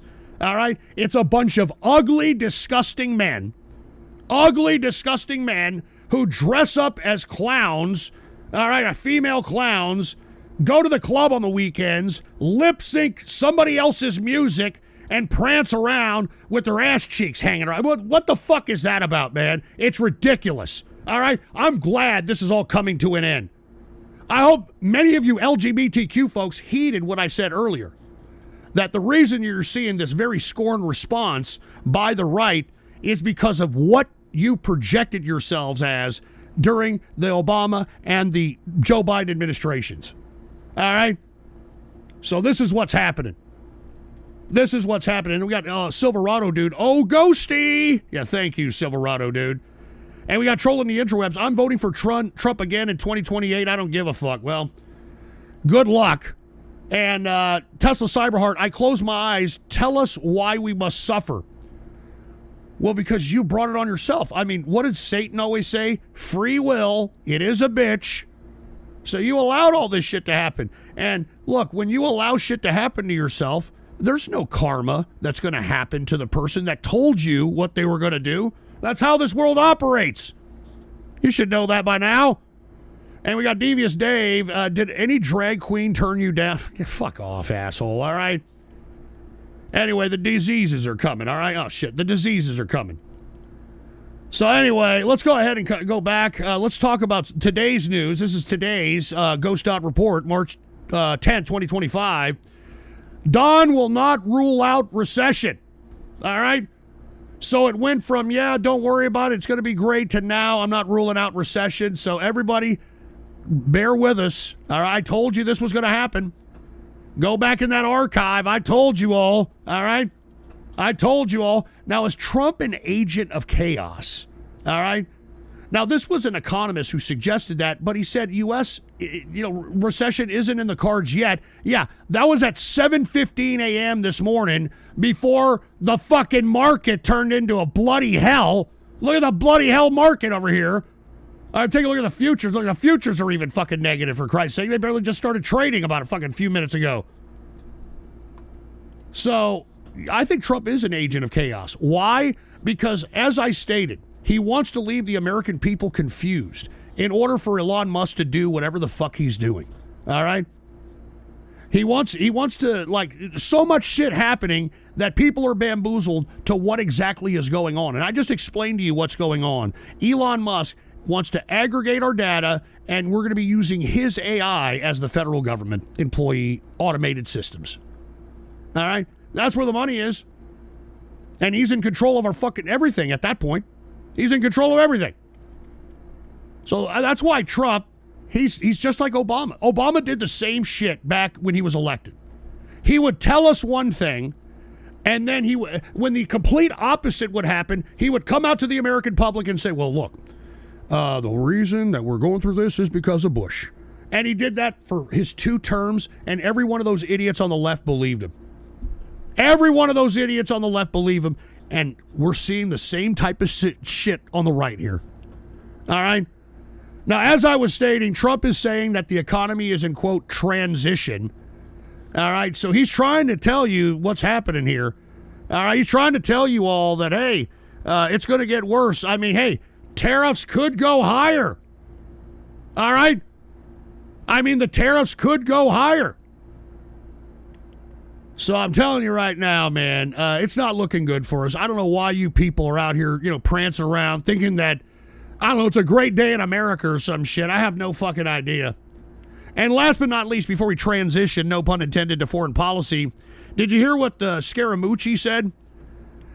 Anthony Scaramucci, which was once the press secretary for about a day in the 2017 Trump administration, he came out and told Musk the following, which I'm not too sure if he's got validity to this or not, but he did say that Musk has months before Don burns him. And I don't know why the website must be down or some shit, but that's what Scaramucci was saying. All right? Be careful, Musk. He'll turn on you. All right? He'll burn you. Because that's what happened to Scaramucci, you know what I mean? Anyway, let's go ahead and talk about a little bit of some foreign policy. Because the foreign policy is just as schizophrenic as the economic policy of this president. Now, at first, he's out here pro-Russia, right? Now he takes a U-turn, and this was on March 7th. He takes a U-turn and then threatens Russia for some fucking reason. All right, he's threatening Russia. What the fuck is going on? All right, what's the U-turn? What's the schizophrenia of the bebopping all over the place? What the fuck is going on here? Now, the reason is because Russia launched massive attacks, even though there was supposed to be some kind of a peace deal or some shit. All right, launches a wave of attacks, even ballistic missile attacks, which kind of makes Trump look like an idiot. It makes Trump look like a Russian asset, which he kind of, I don't know, I mean, his actions show that he kind of is, if you want my view. All right? But I'll be honest with you, I think that we're making a big mistake dealing with Putin, in my view. We've already dealt with this guy countless times, and I can't believe we're doing this. And we're pissing on our allies on top of that. I mean, give me a break. Assessing the damage of a Trump-Putin deal. All right? The first casualty, of course, is Ukraine, which will probably eventually, even if there is some kind of a peace deal and there's some concessions, you know that Russia's going to go at it again. All right? This is what they've been fucking doing. All right? Second casualty is Europe, because Europe doesn't know what the fuck to do. They're in shock. Europe is in complete fucking shock right now. All right, just to show you how much they're in shock, I mean, take a look at this. Here's Germany talking about the U.S. Germans no longer see U.S. as a trustworthy partner. All this after a few months. Can you believe this shit? All this after a few months. All right, so Europe is like, what the fuck happened? I mean, you're no longer a trustworthy partner. And by the way, the fucking EU is going spendthrifty on defense. Did you hear about this? Nothing off the table on EU defense, all right? Because why? They realize that they're on their own now, and Trump has already stated that he may or may not be there if somebody attacked him. So now that EU realizes that he got their prick in their hand, they're going full throttle. Almost $1 trillion in omnibus spending in order to facilitate defense, in order to facilitate AI, because they haven't really facilitated AI at all. They are finding out that all they were doing in Brussels was micromanaging a bunch of shit when they should have been growing the economy. They should have been growing the economy and defending themselves, spending on defense. And this is a massive spending bill. I mean, this is like a literal instant $1 trillion. It's $850 billion, but it's nearly $1 trillion. And I mean, have you seen the European defense stocks? I mean, they're going up the ass. I mean, no pun intended. I mean, they're going up. I mean, I'm not even joking around. And let me tell you, that's going to make Europe great again? Is that what Trump's doing? Take a look at this. Could Trump actually make Europe great again? Absolutely. He's making everybody great again by turning up their backs on our allies. All right, fucking trying to cushy up to our enemies, man. I mean, this $1 trillion omnibus bill could potentially be a boon for a fledgling fucking Europe. All right? And that's what I told you. I said, look, Trump is not going to make America great again. He's going to make other countries great again. He's going to make China great again. He's going to make Russia great again. All right, a byproduct of this is Europe. They're not fucking around. They got into all these meetings in Brussels, and they're like, look, we're doing this, all right? $1 trillion. We're going full throttle. Unfucking believable. Unbelievable, man. All right? So this is what Trump is doing with this pivot towards Russia. You know, and even though supposedly Trump is in contact with his Russian counterparts, Russia continues to step up their fucking attacks. All right? And let me tell you something right now. What's unfortunate about this is because we cut aid to Ukraine. And this small time that we've cut aid to Ukraine, the Russians have been able to incrementally get gains in some of the territories that Ukraine had taken. So this is a very fucked up situation. I mean, everything that Trump's doing foreign policy-wise aids Russia. I mean, take a look at this. Ukraine losing ground in Kursk. All right? And that was the sole bargaining counter. That was the thing that gave them leverage. And it was because we cut aid. We cut aid. We cut intel. I mean, you even had Elon Musk. And, dude, I thought this was fucking horrible. All right? I thought this was fucking horrible. Fucking Elon Musk tried to suggest that he would turn off the fucking Starlink to Ukraine. Can you believe that shit? He threatened it. He now has, said that he's not going to do it. But take a look at this. Here it is right here. All right? Ukraine front line would collapse if I turned off Starlink, says Musk. Why the fuck would you do that? And the fact that he did that, he ruffled feathers with the Polish foreign minister. And he has pissed off everybody. He's pissed off Mexico, all right, because of his tweeting. Did you hear Carlos Slim has canceled all the fucking Starlink contracts? And now Latin America, by the way, Carlos Slim owns most, if not all, of telecommunications in Latin America. He now is going to get his satellite technology from China. Huh? So there you go. All right, there you fucking go. Jesus Christ. Now, he reiterated this, all right? He said that he's not going to turn off Starlink to Ukraine. Why even suggest it? Because you're a fucking idiot autist that has no social cues, Elon Musk. How and why you're the richest person in the world goes to show you this world isn't that great, all right? And hold on, trolling the interwebs, I'm glad Elon Musk is working with the President Trump. Otherwise, the entire TCR would be about Trump. Whatever the fuck that means. I get it, trolling. All right? You love Trump, even though you're probably going to be affected by his shit. All right? But hey, at least he's got good hair or whatever. I don't know, whatever you people like about. I don't fucking get it. There's no policy. That's why I wasn't for him this election cycle. He wasn't saying anything. He wasn't saying anything. He was ripping you idiots off. And he wasn't saying anything. Now, on top of that, this deal that is supposed to happen with Ukraine now has a caveat. And it's the criticism that I gave Zelensky because of that confrontation in the Oval Office. He should have never have done that. All right, Zelensky should have kept that in the privacy. He should not have attempted to litigate whatever the hell he was litigating in front of not only the president and the vice president, but also the media. And once he walked away, I said in a YouTube video that I posted that when he comes back, now Trump is going to have leverage. He should have taken the mineral deal while he had it. Now that he's coming crawling back, Zelensky that is, Trump wants more than a mineral deal now. Huh? Yeah, fuck it. This is Zelensky's fucking fault. All right? Look, I'm no Trump fan at all, believe me. But Zelensky could have gotten a ceasefire temporarily, all right, in order for him to replenish men and to replenish armaments, rebuild Ukraine, that sort of thing. Unfortunately,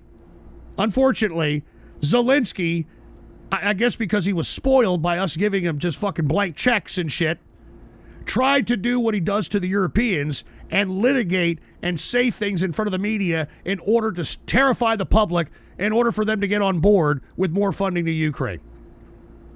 Why he didn't put, I mean, isn't this guy a fucking actor? Why didn't he fucking act? All right, put your politician face on, put a shit-eating grin on there, and try to get a ceasefire, you moron. But now Trump wants more than a mineral deal. Now what are you going to fucking give up, Zelensky, you moron? This is Zelensky. That was Zelensky's fucking fault. All right? That was Zelensky's fucking fault. Unbelievable. Now, is this a MAGA plot to kill Ukraine? I mean, because everything that's happening right now is legitimately benefiting Russia. And as time continues to go by, Ukraine is going to have less and less to negotiate with. They're already going to lose Kursk. I mean, come on, man. I cannot believe Zelensky walked out of the White House after that Oval Office confrontation without a fucking deal. All right, without a fucking deal. Unbelievable. Unbelievable. All right. Now, look, I always said throughout the whole 2024 election cycle, it sounded to me like these fucking people in the MAGA chattering class were co-opted by Russia. Every time I said that, people thought I was a Democrat, and lo and behold, what happened? Tim Pool and all those pricks were found out to be paid by Russia. And once those Russian payments were cut, nobody gives a flying fuck about Tim Pool anymore. You notice that? Nobody gives a shit about Tim Pool because he was artificial propaganda. That's what he was. That's what he was. So, look, nobody, the only people that are paying me are the people that give me donations, dude. I'm not paid by nobody, all right? I'm saying what I'm saying because I believe in what I say and I say what I mean. All right, I'm not out here, towing the fucking party line for any of this crap. All right?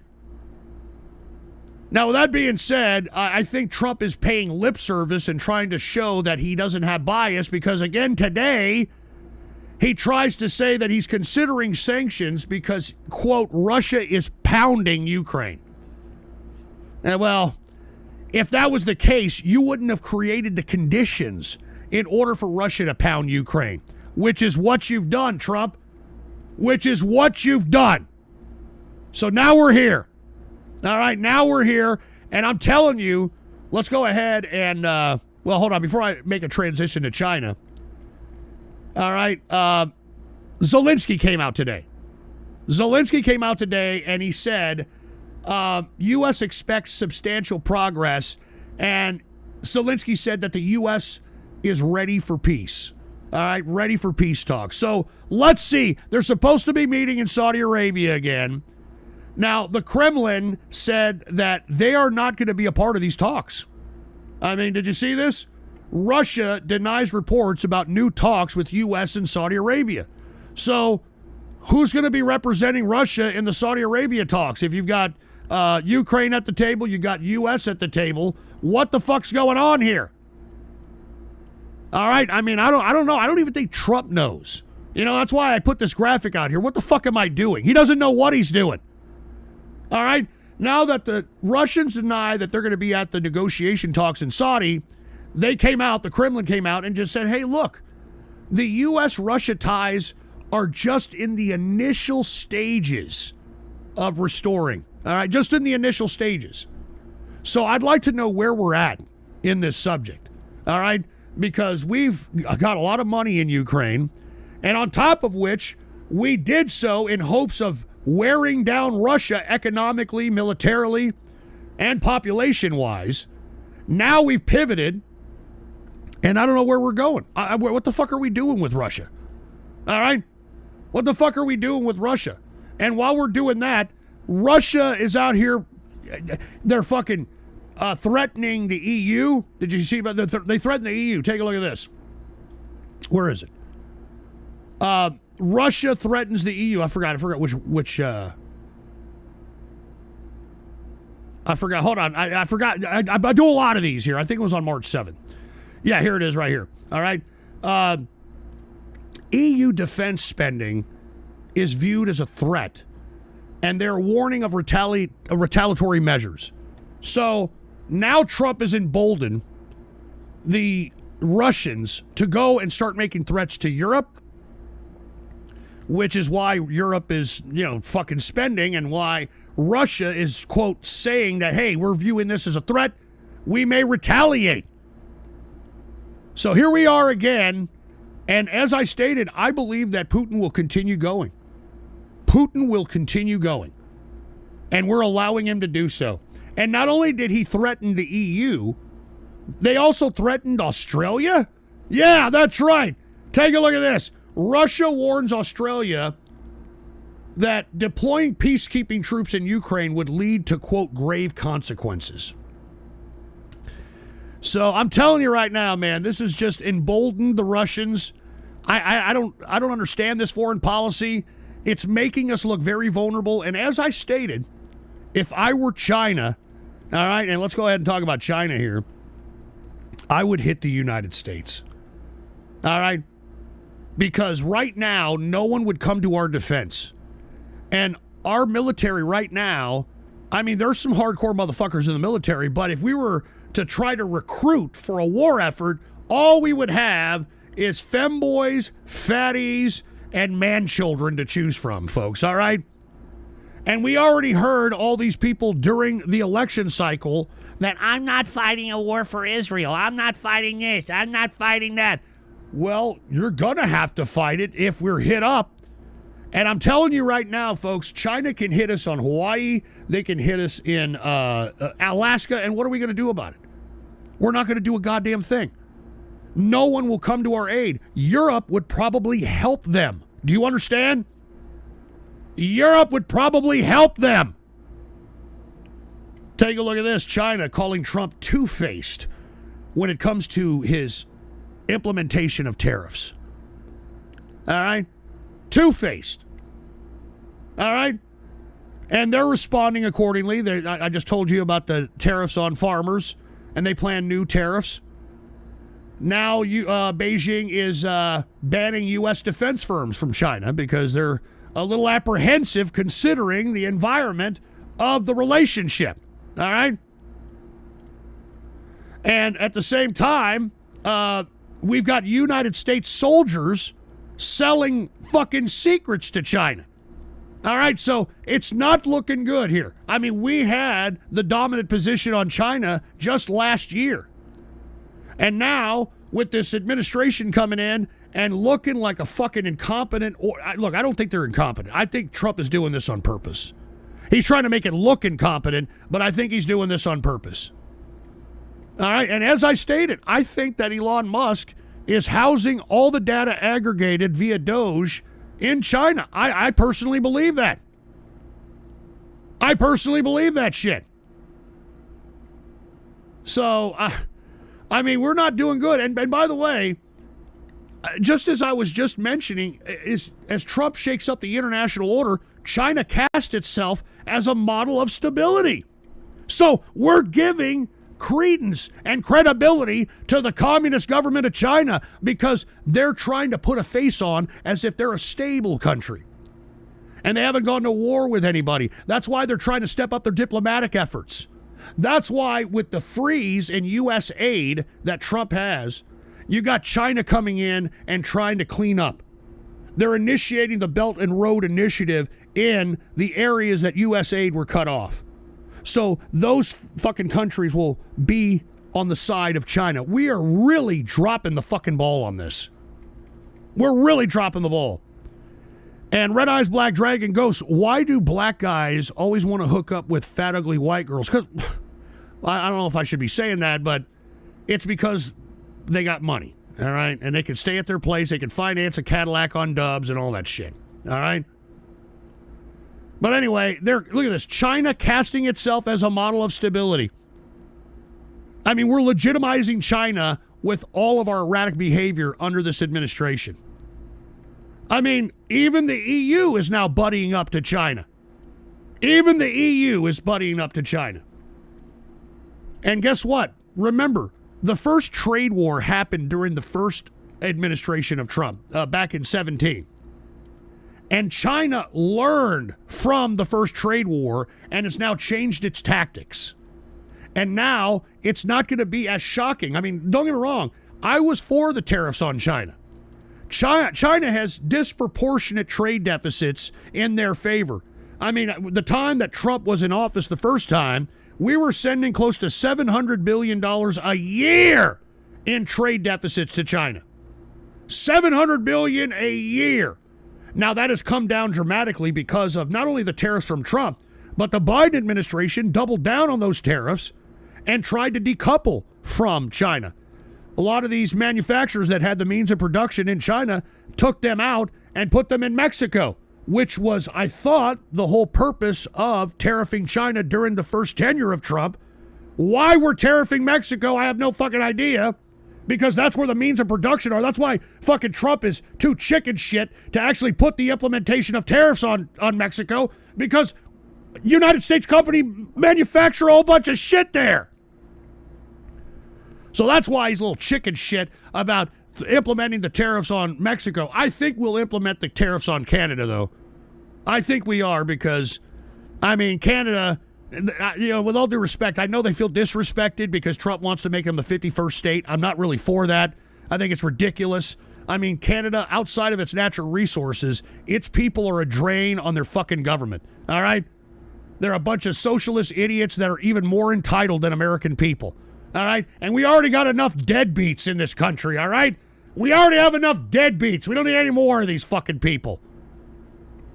But anyway, China learning from the first trade war, all right? And, you know, China is now flexing its own nuts, all right? Did you hear about the Caribbean? U.S. warned of Caribbean becoming a, quote, Chinese lake. Huh? A Chinese lake, meaning there's all kinds of battleships encircling all kinds of areas. And what's up, KR? Cheers to KR. And let's see what KR said. KR said, Trump is the Antichrist. He is the beast from the book of Revelation. Type amen if Ghost is a heretic. What the fuck is that supposed to mean? Jesus Christ, man. I don't know what the hell that's supposed to mean. But anyway, once again, we've got battleships of Chinese origin hanging out in the Caribbean. And look, that ain't the only thing, all right? That ain't the only thing. It's not just Chinese battleships in the Caribbean. I mean, did you hear what's happening over there in Australia? I'm not even joking around, man. I mean, these fucking Australians better watch their ass. Let me go ahead and take a look. Here it is. Oh, no, that's not it. Hold on. Where is it? Here it is. Take a look at this. Chinese warships are turning up in unexpected places and alarming U.S. allies. Is this the new normal? You know, believe it or not, New Zealand and Australia are encircled right now with Chinese battleships. I'm not fucking joking around. They are encircled right now with Chinese battleships. And, I mean, if I were Australia, I'd be a little concerned. All right? Take a look at this. All right, this is the head command of the Pacific says, look, China's exercises are starting to look more like operations. All right? Starting to look more like operations. And why? Because they're encircling right now Australia. They're encircling Australia. What they're doing, I have no idea. But they were doing live fire exercises, and they had to divert flights from Australia because of those live fire exercises. And, I mean, they're completely encircled right now, and I'm wondering if China may be wanting to make a move on Australia or some shit. All right? And also, that's not the only place. Argentina had to implement some military action as Chinese fishing boats were swarming near its waters. All right? So China, even though it's trying to put on a face of diplomacy, it's still trying to flex nuts. All right? Still trying to flex nuts out here. So what is China going to do? I have no idea. All right? I have no idea. But we're vulnerable right now. And that's why I'm telling each and every one of you, don't be surprised if we get hit up by China and nobody comes to our aid. Nobody comes to our aid. On the contrary, they may help China. They may help China. I mean, we've pissed on our allies. You think the EU is going to come to our aid? Absolutely not. Absolutely not. I mean, for heaven's sake, man, wake the fuck up. We're in bad territory here. I think people need to take their fucking heads out of their ass and recognize that we're not in Kansas anymore, man. All right? This policy at every level that this administration is pushing is legitimately fucking us all up. And it's fucking us up economically. It's fucking us up foreign policy-wise. It's making us look weak on the world stage. And this has to come to an end. I mean, the American people have to stand up and say, hey, look, we didn't vote for this shit. Now, you do have some folks on the MAGA chattering class that are trying to say that. They're trying to say that, oh, look, I didn't vote for this. I didn't vote for that. You voted for it. They're eating the You cats. voted for it, all right? And hold on, wait a minute. We got KR again here. KR said, hey, Ghost Pastor Stephen Anderson, I just wanted to tell you... They're eating the cats. I just wanted to tell you you're a heretic who supported the Antichrist Trump. I didn't support him this election cycle, all right? And Froppy, you just took a nap. You're bored again. Yeah, right, Froppy, all right? It's the AIDS that you got going on, all right? But anyway, folks, all right, they're also warning China, too. Did you hear China warning Japan? I mean, China warns Japan not to interfere in Taiwan affairs. So all of a sudden, everybody is flexing nuts because the United States is nothing to worry about. Nobody gives a shit. Nobody gives a shit about the United States. All right? Now, with that being said, China is in a fucked up economy right now. But because of the nationalistic spirit that has been conjured because of the DeepSeek AI shit and from the tariffs, it's kind of bolstered the Chinese nationalistic sentiment. And it's kind of put a kibosh on all the bad policy that Little Mao, or AKA Xi Jinping, implemented during the first part of his tenure. All right? I mean, take a look at this. China money machine goes burr. Look at this. China aims to ramp up economic growth amid changes unseen in a century. All they're going to do is fucking continue to put the money machine go burr. All right? They think they can print their way out of this stuff. They're taking cues from the United States. The problem is that they already have a devalued currency. So for them to do this would only devalue it even more. Even more. So, I don't know. We'll see what happens with China. I think everybody should be very concerned about China. Everybody should be very concerned about China, if you want my opinion. As well as Russia. But part of the policy of Trump is that he wants to get close to get close to Putin in order to diffuse the relationship between Russia and China, which I think is a bad mistake. I think it's a big fucking mistake, if you want my fucking opinion. But hey, who's looking, right? Anyway, let's go ahead and talk about some other international news, folks, all right? Because, I mean, we got a lot of things to talk about out here. Let's talk about some Asian news, all right? Now, did you hear about North Korea? North Korea has been doing a lot lately. They just unveiled their nuclear-powered submarine for the first time. All right, there it is right there. So, Little Kim ramping up the manufacturing of weapons and artillery, building ships, building ballistic missiles, and that's what's keeping him alive right now. Selling this to Russia. That's why the deal with Russia was a huge deal for Kim. That's why he doesn't give a shit about, giving away soldiers. I mean, Russia is solely dependent on this fucking fat Little Kim for weapons. And now that they're on full throttle, they're in full production on weapons because of Russia. I mean, fucking, you got Little Kim sparing no expense whatsoever. And on top of that, Little Kim decided that it was going to launch a barrage of ballistic missiles because there was an actual drill going on in the region between the United States and South Korea, and little Kim's sister had warned the United States and South Korea not to do so, and I guess this was the response to that. All right? So North Korea continuing to get testy, and all they really want is for the United States to go back to the Joint Framework Agreement of 1994 that fucking Madeleine Albright and Bill Clinton fucking promised, which is the United States spending money on North Korea for their light water reactors and their electrical grid and all that shit. I mean, that's why they're pissed. That's what this is all about, I swear to God. All right? I guarantee you, and this may be something that Trump may implement. This may be something Trump may implement, going back to the Joint Framework Agreement of 94 in order for North Korea to stop producing nuclear weapons and mass manufacturing armaments. Because that's what North Korea really wants. They're eating the cats. And, dude, who the hell is KR here? KR, what is it? Hey, Ghost, Nikki Haley should be president.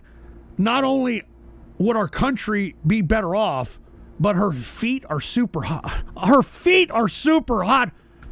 Oh, God, Jesus Christ. And then I got old man Frank talking garbage to me in the damn Rumble rant. Good God. All right, anyway, once again, North Korea releasing a barrage of missiles. And look, let's see if Trump goes and says, look, we'll honor the Joint Framework Agreement. That would mean we would have to pay for their shit because that's what we obligated ourselves. And look, nobody asked Bill Clinton to do that. Because prior to that, we were dealing with Kim Jong-un's grandfather, Kim Il-sung, and Kim Il-sung started ramping up the manufacturing and the weaponization of nuclear weapons, and it wasn't until the six-party talks, there were six-party talks in order to try to stop North Korea from manufacturing its nuclear weapons, and the United States decided to walk away from those six-party talks, talk to North Korea bilaterally, and as a result, we've been in this fucking tidbit ever since. So anyway, just a little tale. And speaking of, and we're going to stick with Asian news. Speaking of money machine goes burr, did you see what Thailand is doing? Thailand is going to give out $4.4 billion to its people in order to stimulate growth. All right? So it seems like everybody has this same idea of, the money machine go burr as if it's going to solve the fucking problem. Unbelievable, man. I mean, this is what China's doing. Is this an Asian thing? I mean, the Japanese did this in the 80s too, man. I mean, is this an Asian thing? Why do Asians think this is a good idea? I don't fucking get it. This is not a good idea. Let me tell you, if anything should show you that giving people money is a bad idea, it's the COVID-19 giveaway that Trump and Biden did to the American people. Because it yielded the most non-productive bullshit generation that I've ever seen. Have you seen the amount of tchotchke crap that has been manufactured that has no utility value, that doesn't solve any problem, that isn't needed? The amount of crap that people are just purchasing for no fucking reason. All right? That is the culmination of giving people free money. All right? When you give people free money, they don't spend that money on shit they need. They go and spend it on shit they want. And as a result, it changed the direction of the means of production. And I think that is also another contributing factor to why we're seeing inflation, if you want my opinion. And you're going to see it everywhere else that they make the front of the money machine go burr. Same shit. So anyway, that was a little bit of Asian news there. Did y'all hear about what happened in Kyrgyzstan? This was on March 9th. Kyrgyzstan, believe it or not, the only reason I'm bringing this up is because ISIS attempted to have a coup in Kyrgyzstan. Now, for you folks that have been listening to me for years, you all knew when I called out ISIS-K. I told y'all several years ago that ISIS-K was forming on the border of Afghanistan and Tajikistan. That's why ISIS is now threatening Tajikistan while the failed attempt at Kyrgyzstan fell through. So something is plotting right there. And I told you there's a secret training area, don't ask me how I know this, in the region of the border of Tajikistan and Afghanistan. And what Tajikistan is, it's actually a recruiting area. A lot of recruits of ISIS are coming from Tajikistan. Or Tajikistan, my bad. Tajikistan, and the coup that ISIS attempted was on Kyrgyzstan. All right, so once again, things going, you noticed that things are rapidly facilitating themselves in the terrorist arena. And why? Because as I stated, all right, ISIS and Al-Qaeda are CIA satellites. And now that Trump is in office, and now that he's canceling their contract and firing all kinds of CIA agents, expect some major shit to happen in the Middle East. All right? And it's already happening, if you want my personal opinion. I mean, do you see what happens in Syria? The head of Syria is one of the main heads of Al-Qaeda. All right? Remember Al-Qaeda in Iraq? Once we pulled out of Iraq back in, 2009, 2010? There was this fucking maniac. What the fuck was his? I forgot his fucking name. Zakawi, I think his name was. Or Zakawi. It was some shit like that. That was Al-Qaeda in Iraq. And Zakawi did a lot of damage to our troops when we were out there in Iraq. And this is where the leader of Syria came from. He is a protege of Zakawi. All right? Not even joking. Now, what happened? Well, did you hear that supposedly there were Assad loyalists that were raising up that had to be quashed? All right? Now, folks, I'll tell you right now, that is not what's happening. If you take a look at the footage of what's happening in Syria, what's happening is mass slaughtering of civilians, okay? And this Al-Qaeda, now leader of Syria, is doing a purge on anyone who isn't down with its variant of Wahhabism, okay? Because that's what the Al-Qaeda believes in. This is going to be an Islamic State, okay? Believe me. I think there was a reason why Assad fell right before Trump was in office, because this is going to be a new hotbed of terrorism. And it's going to be a thorn in the side of Trump, in my personal opinion. All right? And it's going to set the whole Middle East off. And it's not just Syria that we got to look towards. Oh, excuse me. Sorry about that. Right there, I'm back. It's not only Syria that we have to look towards either. It's also Turkey. Turkey's in the region fucking shit up. Did you see this? Not only are they backing up the Syrian regime that's in power and backing them up and providing them armaments and all kinds of shit, but it's stepping in on Iran's territory. Because remember, the only thing that kept Assad alive in Syria was the Russian army, which is now being negotiated whether or not they stay there or not, and the Iranian terrorist satellites. Remember, we did a lot of bombings in Syria in order to bomb those terrorist satellites. Well, all that shit is now a failed operation because of the rise of the Al-Qaeda in Syria and because of the aid of Turkey in that rise of Syria.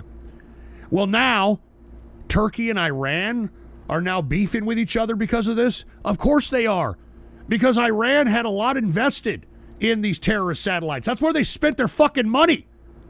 That's why the sanctions are hitting the population of Iran hard. They're having rolling blackouts and shit. They're having to ration out food and shit. Why? Because all the money they generated illegally selling their fucking oil, they funded these terrorist satellites. They funded the terrorist satellites in Syria. They funded Hezbollah. That's been fucking blown to pieces.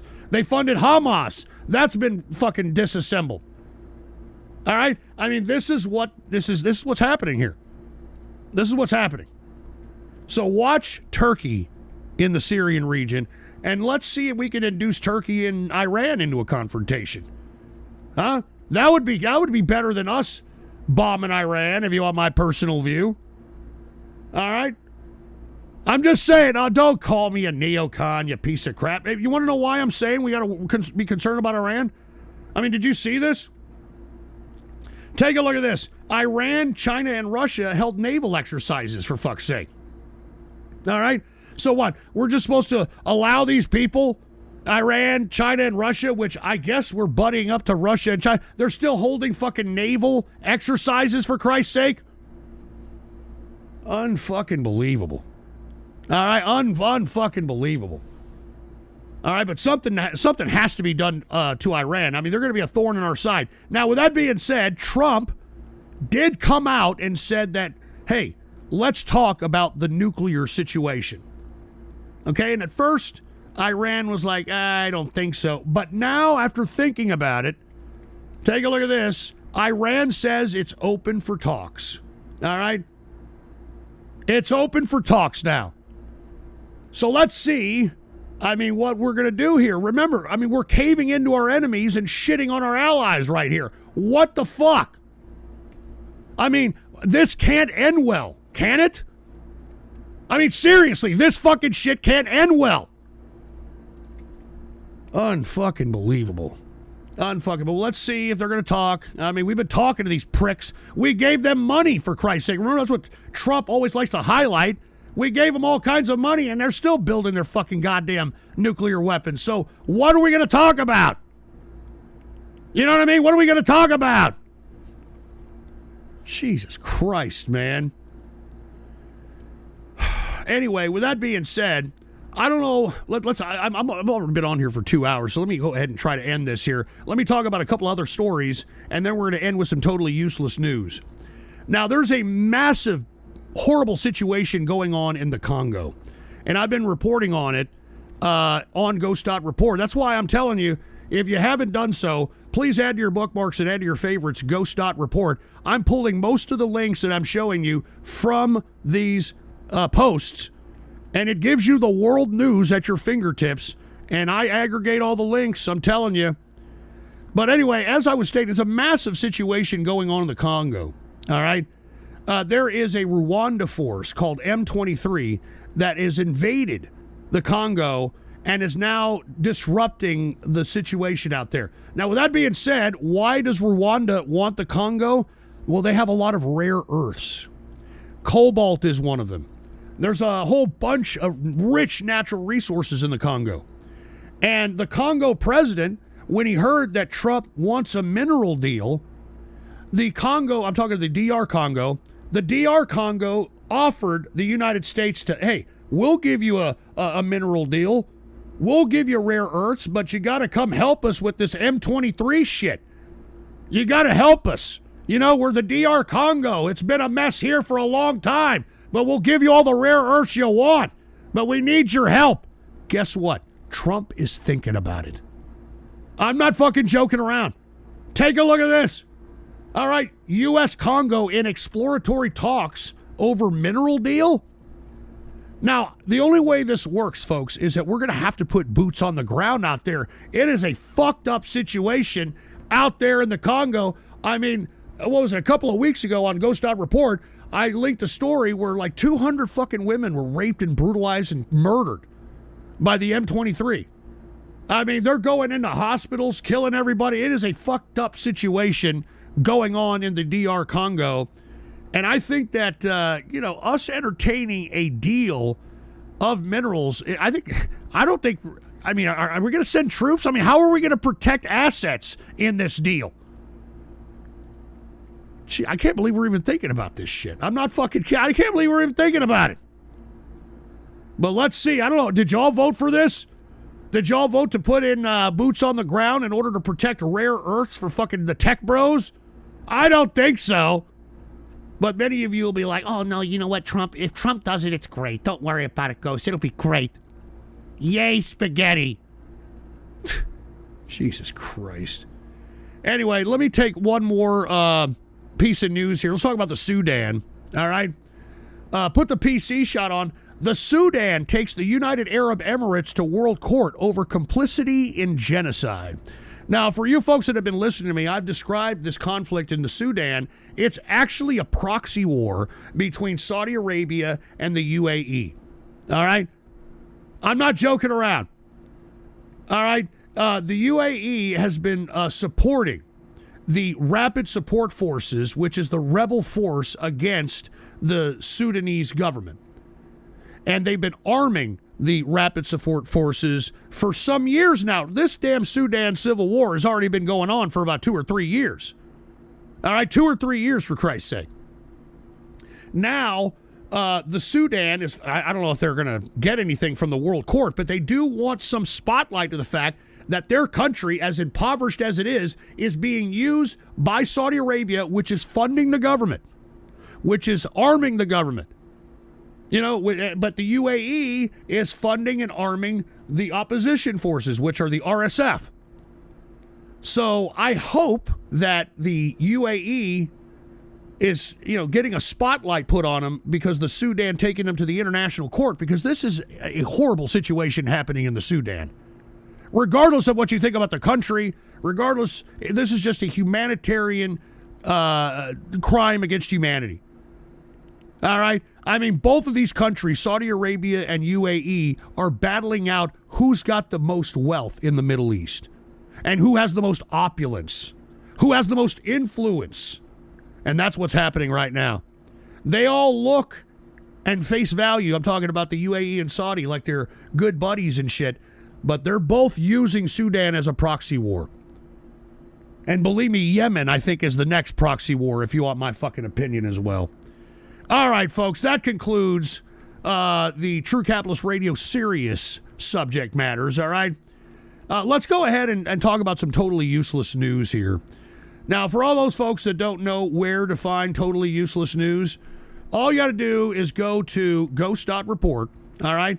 And like I said, this is how you read ghost.report. You got the headline here, all right? The furthest column to the left on the first block is all domestic news, all right?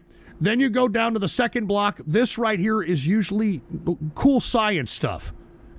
Scientists to bring back the woolly mammoth? Yeah, they're thinking about it. The sun activity triggering earthquakes. The brain decodes speech melody, that sort of thing. And over here on the middle column, you're going to find in the first block either Russia, China, or the main international story for the day. Okay, and you're going to see a graphic to accompany it. And then here it's either going to be Russia or China news right here in this middle block. And in the last block in the second column, this is where you're going to find European news, all right? You got European news. All right, you go up here to the third column, the top block, Asian news, all right? Asian continental news here. You go here to this block, this is all Middle Eastern news. And then last but not least, the third column, last block, this is totally useless news where you're going to find some very interesting news that'll make you feel better about your life. All right? Like, take a look at this one. Take a look at this one. All right? This is unbelievable. I couldn't believe it. All right? Husband kills wife. All right? Husband kills wife after not caring about his Paris-themed Valentine's. I'm not joking around. Killed his wife because she wasn't thrilled about his Paris-themed Valentine's Day. All right, take a look at this. A dress, a takeout, and a Parisian-themed celebration. All details from a police that reveal how a Jefferson man went from seemingly doting husband to accused killer on Valentine's Day. All right? Now, basically, he had a Bring Paris to You theme event and even had his kids draw pictures of the Eiffel Tower because he knew that she was having an affair. All right? He knew that she was having an affair, so he thought, hey, let me try to go all out. Let me try to show that I loved her. All right? Let me get this Paris-themed Valentine's. And he later told police that she acted like she didn't care. So he instantaneously choked her to death. So that's the story, all right, of this bastard who killed his wife for not caring about his Paris-themed Valentine's, all right?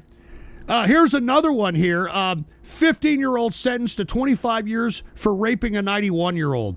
All right, so there you go. This is what we're teaching children in school here, all right?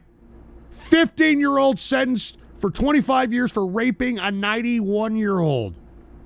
All right. Jesse Stone faced life in prison, but this afternoon the judge showed mercy. West 2's Michelle Meredith was in court this afternoon for the sentence. Florida, of course. Jesse Stone looked understandably Look, there he is. very scared as There he he sat in is. the courtroom. He had recently pleaded guilty to a serious crime, so serious it made national news. Look at that. Beating and raping a 91-year-old woman when he was only 14. He was only 14. With his family sitting Look, behind there's the him, father. the judge announced his fate. You're adjudicated guilty and sentenced to 25 years. He in the thought he could Department of use his get out of Corrections. tard free card. That's going to be followed by 30 years of sex offender probation. Deputies say that Jesse knew his victim. That What? He used to mow the lawn for her. But What? on that night in June, he went through an unlocked door, jumped on her, put a pillow over her face, and when she started fighting back, started beating her in the head with his fist. In court Oh, Friday, my both God. sides made their case. Jesse's grandmother said his mother left him when he was only 5 years old. They're That eating during the years cats. Oh, she my took God. care Wait, of hold her on. grandson. He was Based?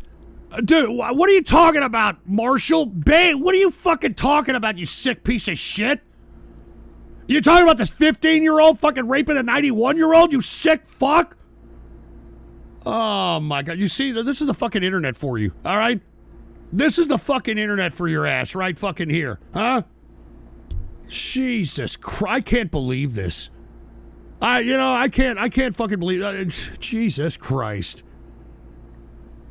Anyway, let's look at some more here. All right, put the PC shot on. I'm just taking randos. This is from, okay, the one that I chose from is from March 4th. I'm going down to March 3rd here, all right?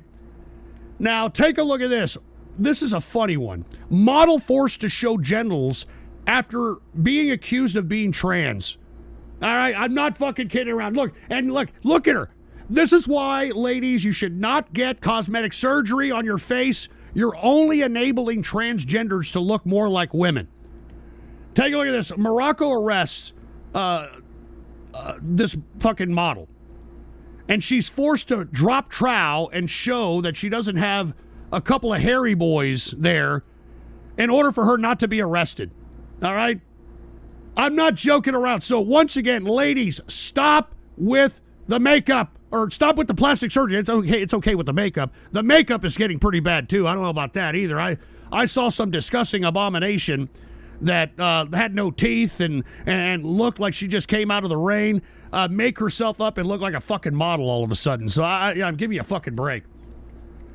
But anyway, once again, totally useless news here. Let's go and let's take a couple more. I love this. Is my favorite part of news gathering is the totally useless news. Take a look at this. Woman claims daughter was impregnated by underwear. What? Are you kidding me? It's an immaculate conception. Oh, wait a minute. Oh, dude, they took down the fucking. They took it down. Oh, fucking assholes. All right, look, here's another one. All right. Teen gets USB cable stuck in penis trying to measure genitals. Did I show this one already? Look at this. Look at this. Trying to measure genitals, gets a USB stuck inside. Look at that. Look at the x-ray. Look at that shit. Imagine having to go to the hospital and fucking explain this. Imagine explaining this to your fucking parents. Oh my God, dude. Jesus Christ. You know what I'm saying? Unbelievable. Unbelievable. Let's go down. How about February 28th? All right. Woman with humongous ass mocked at Disneyland. I think I already showed this one, right? Did you see this, broad? I need 2 seats to sit on Disneyland ride. She knows what she's doing. Did you see her disgusting, ginormous ass? Look at that ass. Look at that. And she's wondering why she gets weird looks. Look at that's fucking disgusting. I mean, give me a break. What did you inject in that ass? I mean, look, there she is. Look, here, let's turn this up. Look at this. People is not used to seeing big girls like me at Disneyland. Today I came to Disney with my family, God. ready to have fun. But the second I arrived, Look the at that nightmare started. gluteus Some maximus. parents started recording me. So I decided to change the game. If they were gonna record me, I was gonna record them. I gave my glasses to my brother and let him capture You were everything. attention And let me tell whore you, and get I outta couldn't believe here. my eyes. People were shocked to see my body. Like, hello, this is America. Almost 40% my of people God. here are plus size. So why were are they acting like I was some rare creature? What do people... Because you injected your ass with God knows what and it looks ridiculous. All right, you stupid broad. You look like you look ridiculous, man. Hey, hold on, Cornbread Man, since NVIDIA 50 series cards isn't looking good, people should invest in AMD. Dude, I don't want to look at this stupid shit anime on graphics cards, all right? I already know what that is, Cornbread Man. I don't want to fucking see that shit. Anime on fucking graphics cards. I don't give a shit. Jesus Christ. And we got Tesla Cyberheart. I'd rather be a bitch that earns her ass than buys her ass. Yeah, no shit. Thank you for that one. All right, thank you for that one there, Tesla Cyberheart. I mean, that is just a disgusting ass. I'm sorry. That was a disgusting ass. All right, let's do a couple of more here. Totally useless news section. Put the PC shot on. Did you see this? Russia is actually giving meat grinders to mothers of their dead soldiers. Huh? Imagine that. Look at that shit. Russian officials criticize for giving meat grinders to mothers of soldiers killed in Ukraine. So there you go. That's how you're treated as a Russian veteran, huh? That's how you're fucking treated. Like, Jesus Christ. Imagine your loved one getting a meat grinder. Here's our meat grinder. What a fucking bunch of fucking dumb Ruskies, man. And hold on, trolling the interweb say, type A to make that ass lady the new beer bitch. Dude, no, let's not go there, man. Let's not go there. Now, let's go to one more totally useless news that I think, is kind of serious. All right, did you read? It was actually a video. A computer running on human brain cells. And this is a video, I'm not joking. Computer running on human brain cells. This should terrify the bejesus out of all of you. All right, watch this. All right? Watch this. Watch this. Listen to this. Labs is a company that's developed the world's first biological computer. And what I mean by biological computer is that unlike using artificial neural networks, we grow real biological neurons into networks onto computer chips. How we do that is that we take blood or skin and we can transform them into stem cells, and from stem cells into brain cells or neurons that we then use them for compute and intelligence. This is where the neurons would be embedded in. We have 64 channels where we can interface with them electronically. There's a compute unit at the base that reads the electrical activity and performs the computation. We have pumps like the heart, waste feeding reservoirs, filtration units like the kidneys, and we have a gas mixer to take carbon dioxide, oxygen, and nitrogen. Can you believe this shit? I mean, they're legitimately creating RoboCop in desktop form. We partner with also the guys from the University of Barcelona. We also have PDMS structures where we can actually get them to look more like computing units and learn how to recognize clusters of digits that are handwritten. So is the digit 4 different from digit 5 versus 7? In the short term is we can use it for life sciences, for personalized medicine, for drug discovery and development. That's how the longer term vision. That's how they always sell it. Hey, it's going to help cripple people and people with diseases and all that shit. You're going to build a fucking a cyborg. And I mean, dude, that's scary as shit. Just imagine your brain cells being trapped in this fucking piece of shit. I mean, Matrix much?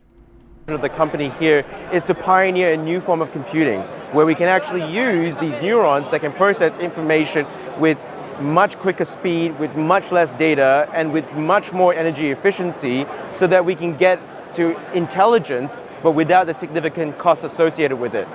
These 3 units here have live neurons that were grown by our collaborators at the University of Barcelona. So this is temperature, carbon dioxide, oxygen. I mean, this should scare the shit out of everybody. I mean, the future is now!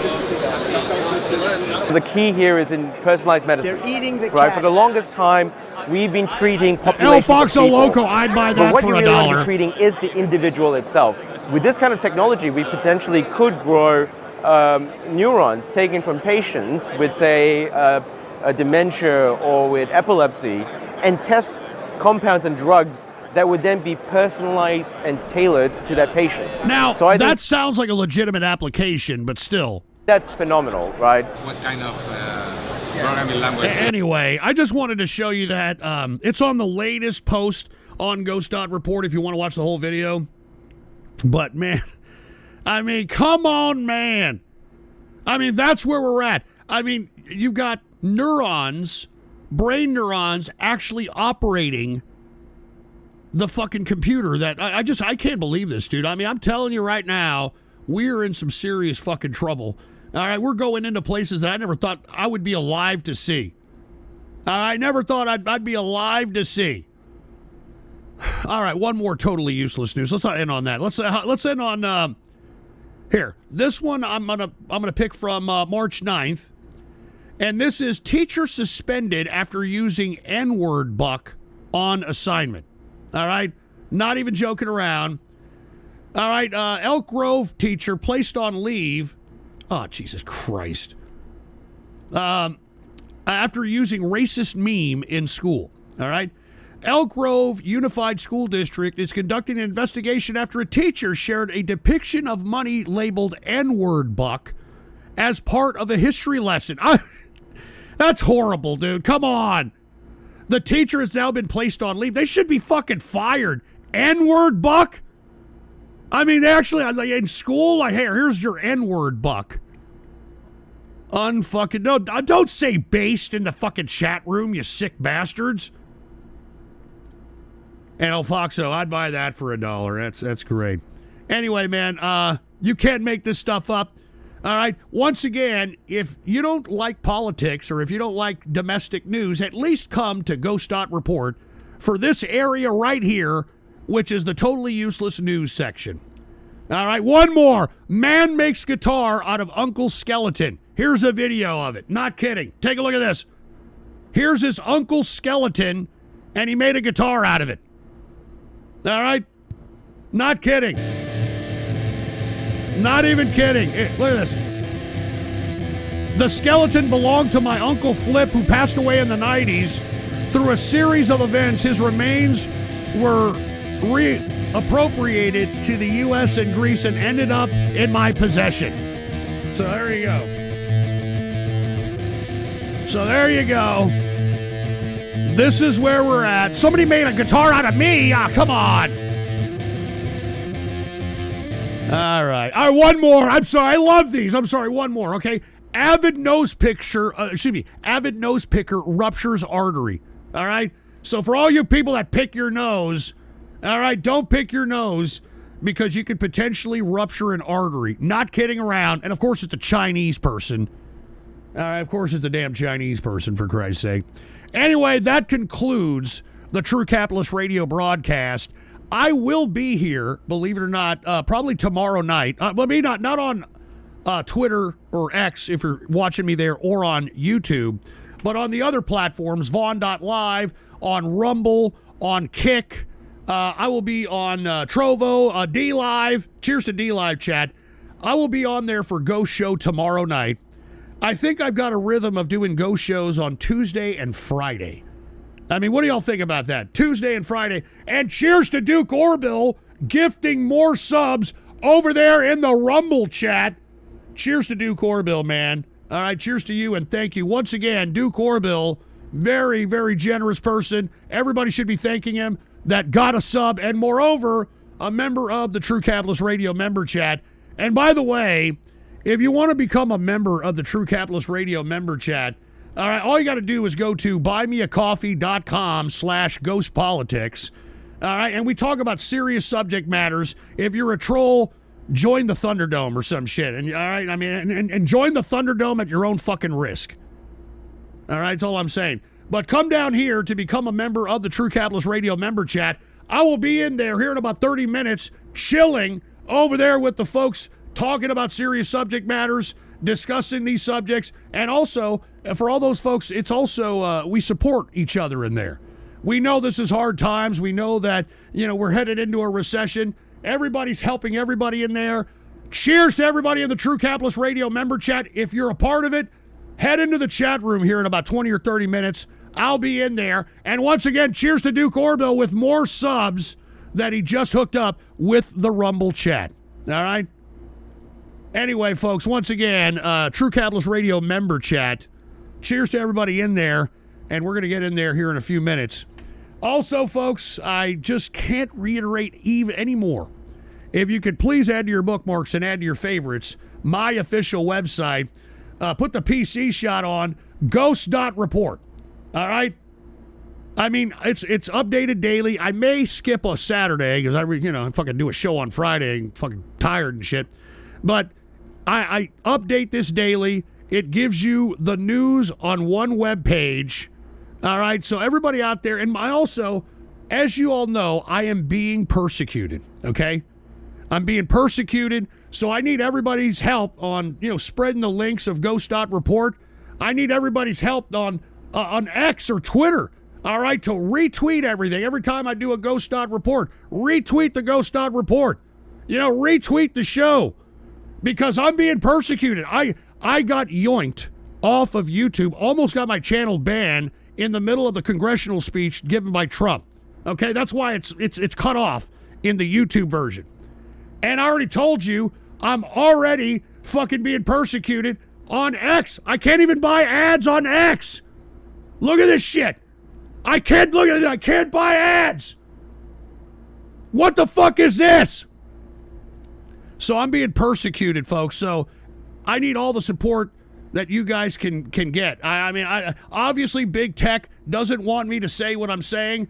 Obviously I'm being persecuted. I mean, I'm telling the truth.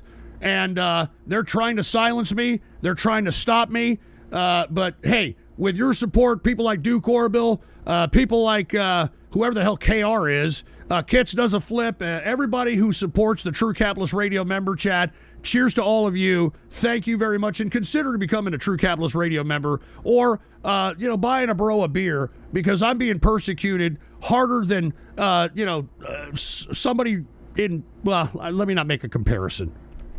All right. Anyway, man, I'm going to get the hell out of here. Please follow me on X or Twitter. All right. The Ghost Report, all one word, no underscores. All right.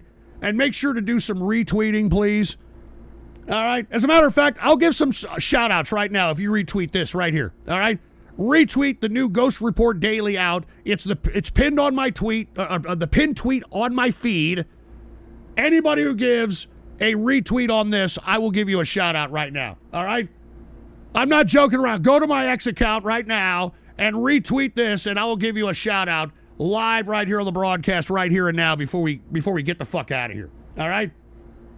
All right, before we get out of here. And once again, I am doing a ghost show tomorrow for Taco Tuesday, so be prepared for that. All right.